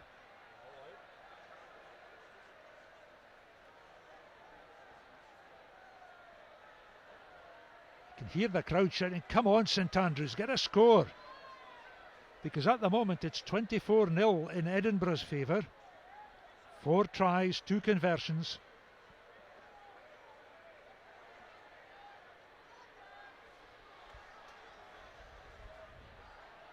Here comes Rob Lind, trying to sidestep his way through, taken on again by Morrison. Murphy now. Oh, you see, there it goes. Kind of wild pass, and the big fella's eyes were one way and his hands another when he tried to catch it. It was Alex White that time, the big number 6, who has been he's been busy. I think he's pretty good, Alex White. He'll be frustrated with that knock on, but he's been industrious, he's carried hard, he's offered himself often in attack, and he's made some big hits in defence, but he'll be frustrated there. It's just a tale of the game, isn't it? We keep saying it, but these knock-ons, turnovers, there's been too many for St Andrews. And we're into the last 8 minutes, just as one of the players receives a bit of treatment. It looks like a cramp injury to one of the Edinburgh players, just out of shot there. It's been a very entertaining game, and as we say, the pace has flagged just a little bit in the last 10 minutes. And you can understand that, of course, because it's early in the season and these guys have not had the opportunity really to condition themselves and train. So I think they've done very well. They have done, and it's just the emotion of the day takes over as well, and it all comes out at the start of the match, and you have to pace yourself, but you have to be disciplined enough that you do the right thing at the right time. You don't expel too much energy in the warm-up. You don't do more than you normally do in the warm-up, or run further, or do more in the morning, or change your routine. I tell you what, those fans are still singing. There's just another glimpse of them on your screen. They're not pacing themselves. They're giving it everything. But I think the intensity has dropped out because the players are just absolutely shattered. They've given us a cracking hour or so of entertainment. Lost intensity here a wee bit, but St Andrews win a penalty, and they're going to kick the ball towards the line. Finn Murphy's going to try and drill it into the corner. And we haven't seen them drive it to the line out. We said that just at half time. Finn Murphy slides it off the right boot just in. I thought it was going to go dead. That's an excellent kick. So they'll have an attacking opportunity 5 metres out from the Edinburgh University line. And in many ways it'd be nice to see them capitalising and getting a score, certainly for the fans they've brought down from St Andrews.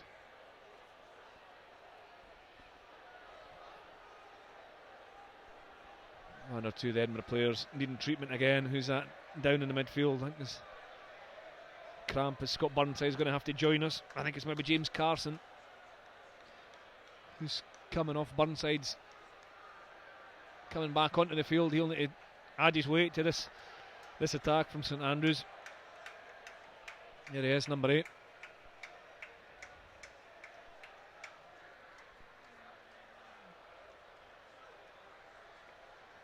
So there we are, and that's how close this part of the match is to the Edinburgh try line. They're just about 5 metres away. Lovely take there, Rob Lind.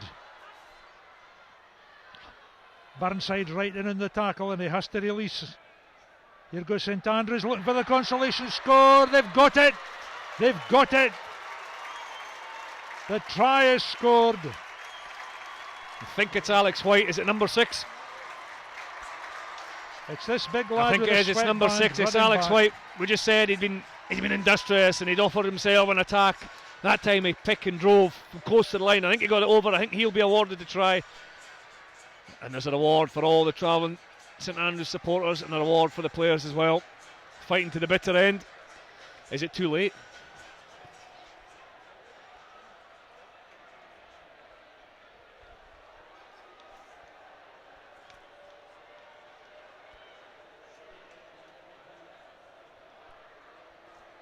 So here we are with the conversion. Here's the distance and the angle. Let's just watch.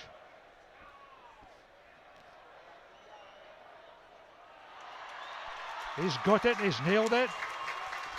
24 points to 7 then. The gap narrows, but time running out. 9 minutes, 6 minutes left. And here's another look at the try.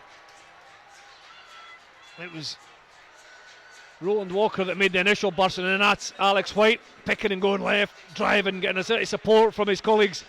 He got the ball down, and it brings the first try of the evening to St Andrews unit. There's only 5 minutes left, 24 points to 7. It's maybe going to be too little too late, but the next couple of minutes will be hugely important. Here's big TJ Akinjobi. Now then, let's see if St Andrews can muster a last hurrah, so to speak. Murphy. Ben Rose underneath it for Edinburgh, so too Roland Walker for almost said it again, for St Andrews. Production team are smirking. Cambridge. He's so smirking, he's laughing. Very similar colours. It's just after we're on about Edinburgh Academicals as well. Kevin Chen's former club, all playing in similar colours, but it is St Andrews in the sky blue and white.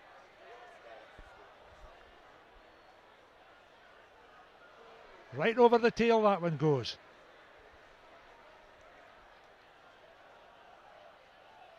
Russell.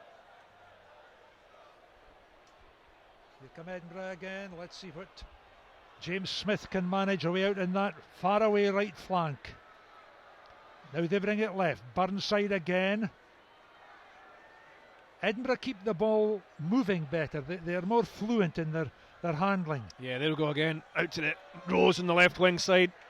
Hunting his hat-trick. He had 2 after 21 minutes. I just wonder if he's going to get a third. But you're right, Bill. They're moving the ball really well.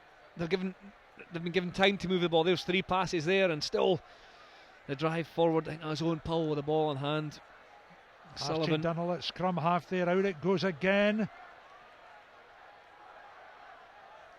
Bodies all over the field. There's 3 guys down getting treatment. 2 from St Andrews, 1 from Edinburgh University. Still the play goes on.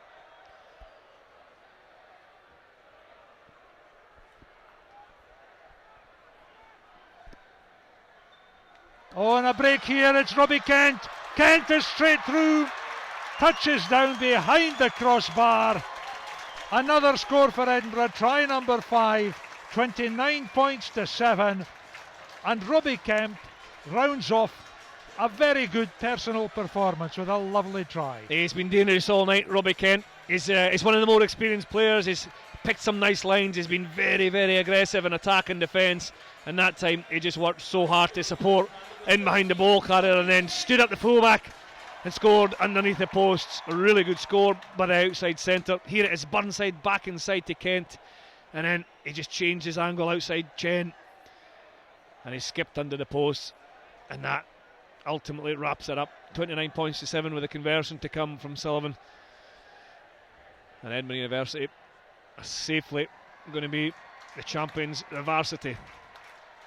O'Sullivan pops over the conversion, number 21. Not conversion 21, but that's his number. So it's 31 points to 7 now. That's the score line. Music starts up, the student body in the crowd are enjoying themselves. There's the telltale, 31 points to 7.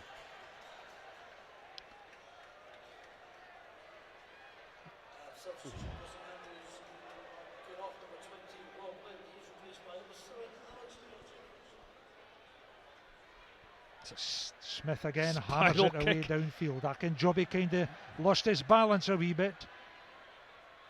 Now St Andrews, feet go from underneath him just as he tried to turn.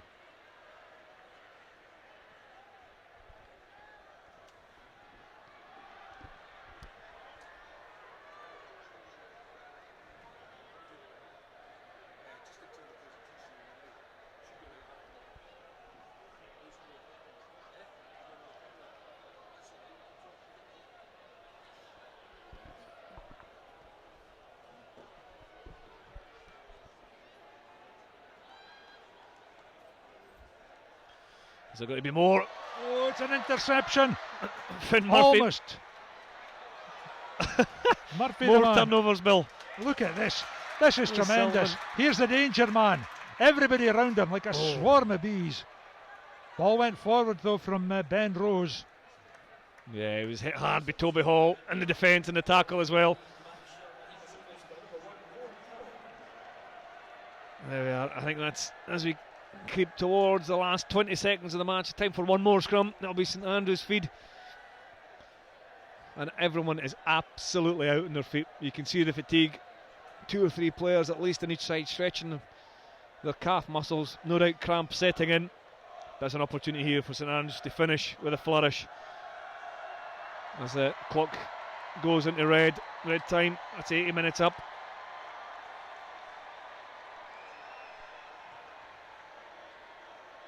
Big scrum from Edinburgh University. They won the ball against the head. That's Hodgkins that has it, Bill.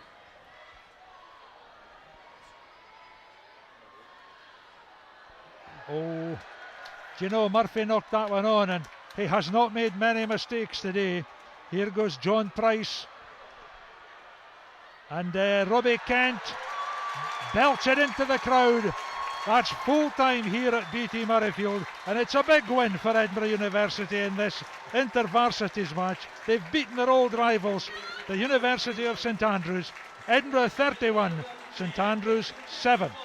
So Chris, here we are then, 5 tries to 1. Very convincing victory for the Edinburgh students this year.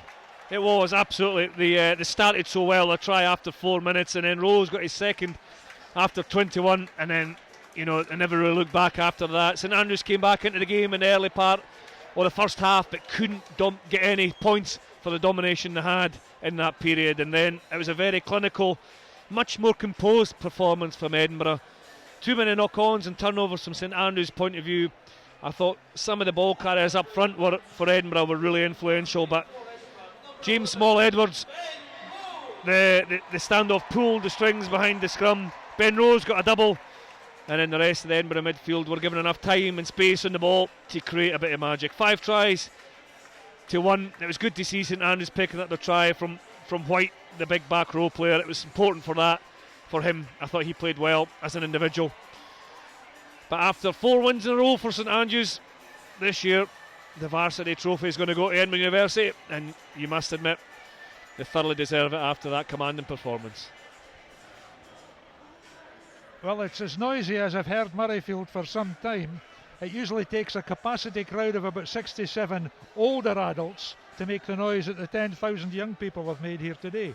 It has been a great afternoon, and the students, you know, they knock 8 bells out of each other during the game, and then at the end of the game, it's one of the things I love about rugby, the fact that everybody shakes hands with their opposition, has a bit chat, and absolutely, that's it. absolutely. And a lot of these guys maybe even went to school together and now playing against each other, or they know each other socially, and it's important to remember this isn't professional either. There are professional behaviours and professional approaches to what they do in terms of rugby, but these are students. They're well conditioned.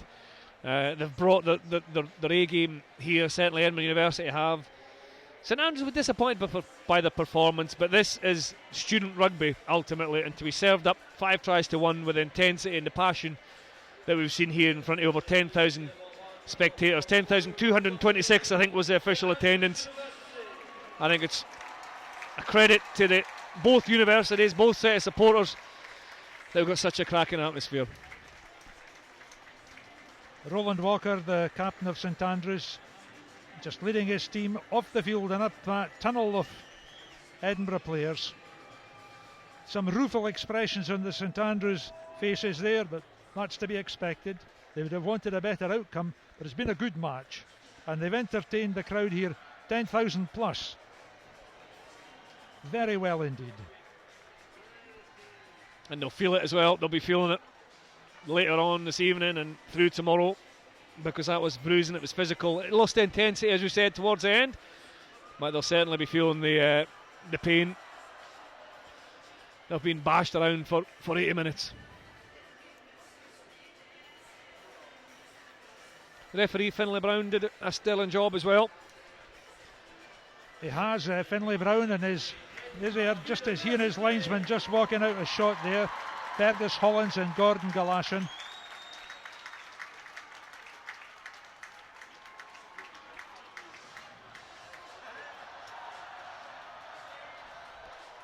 One or two feeling it already. Injured warriors helping each other off the field. Scott Burnside, I think that's helping his teammate. Now, if I were to put you in the uncomfortable position of having to pick a player of the match, who would you put your finger on? Who would you point your finger towards? Well, we mentioned them a lot in commentary. Ben Rose scored 2 tries and was dangerous the ball in hand. I thought the Edinburgh midfield probably controlled the game, and the timing of his pass and the influence he had in terms of his attack. James Small-Edwards, the number 10 for Edinburgh University, he oozed class, he oozed quality, and he was one of the main reasons that the St Andrews defence couldn't quite get a hold of the strike runners Edinburgh University had out wide. So I would say, if I was picking, James Small-Edwards would be my man of the match. Well, there is, of course, a player of the match, and it's a trophy presented in. Ben Rose has been given the Stephen Sims trophy for player of the match. There he is, the big number 11, just off to the left of that group. Scored a couple of cracking tries early on. They really were rampaging efforts, full of speed and cunning.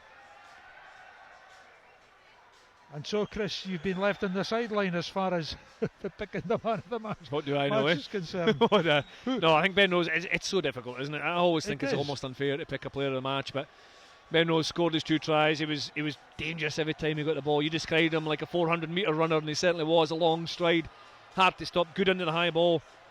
Read the backfield as well, but as the players go over to celebrate and spend time with their fans, good to see both teams, St Andrews and Edinburgh, going to appreciate the fans. I think we'll just wrap up with Edinburgh University coming out in top 31 points to 7.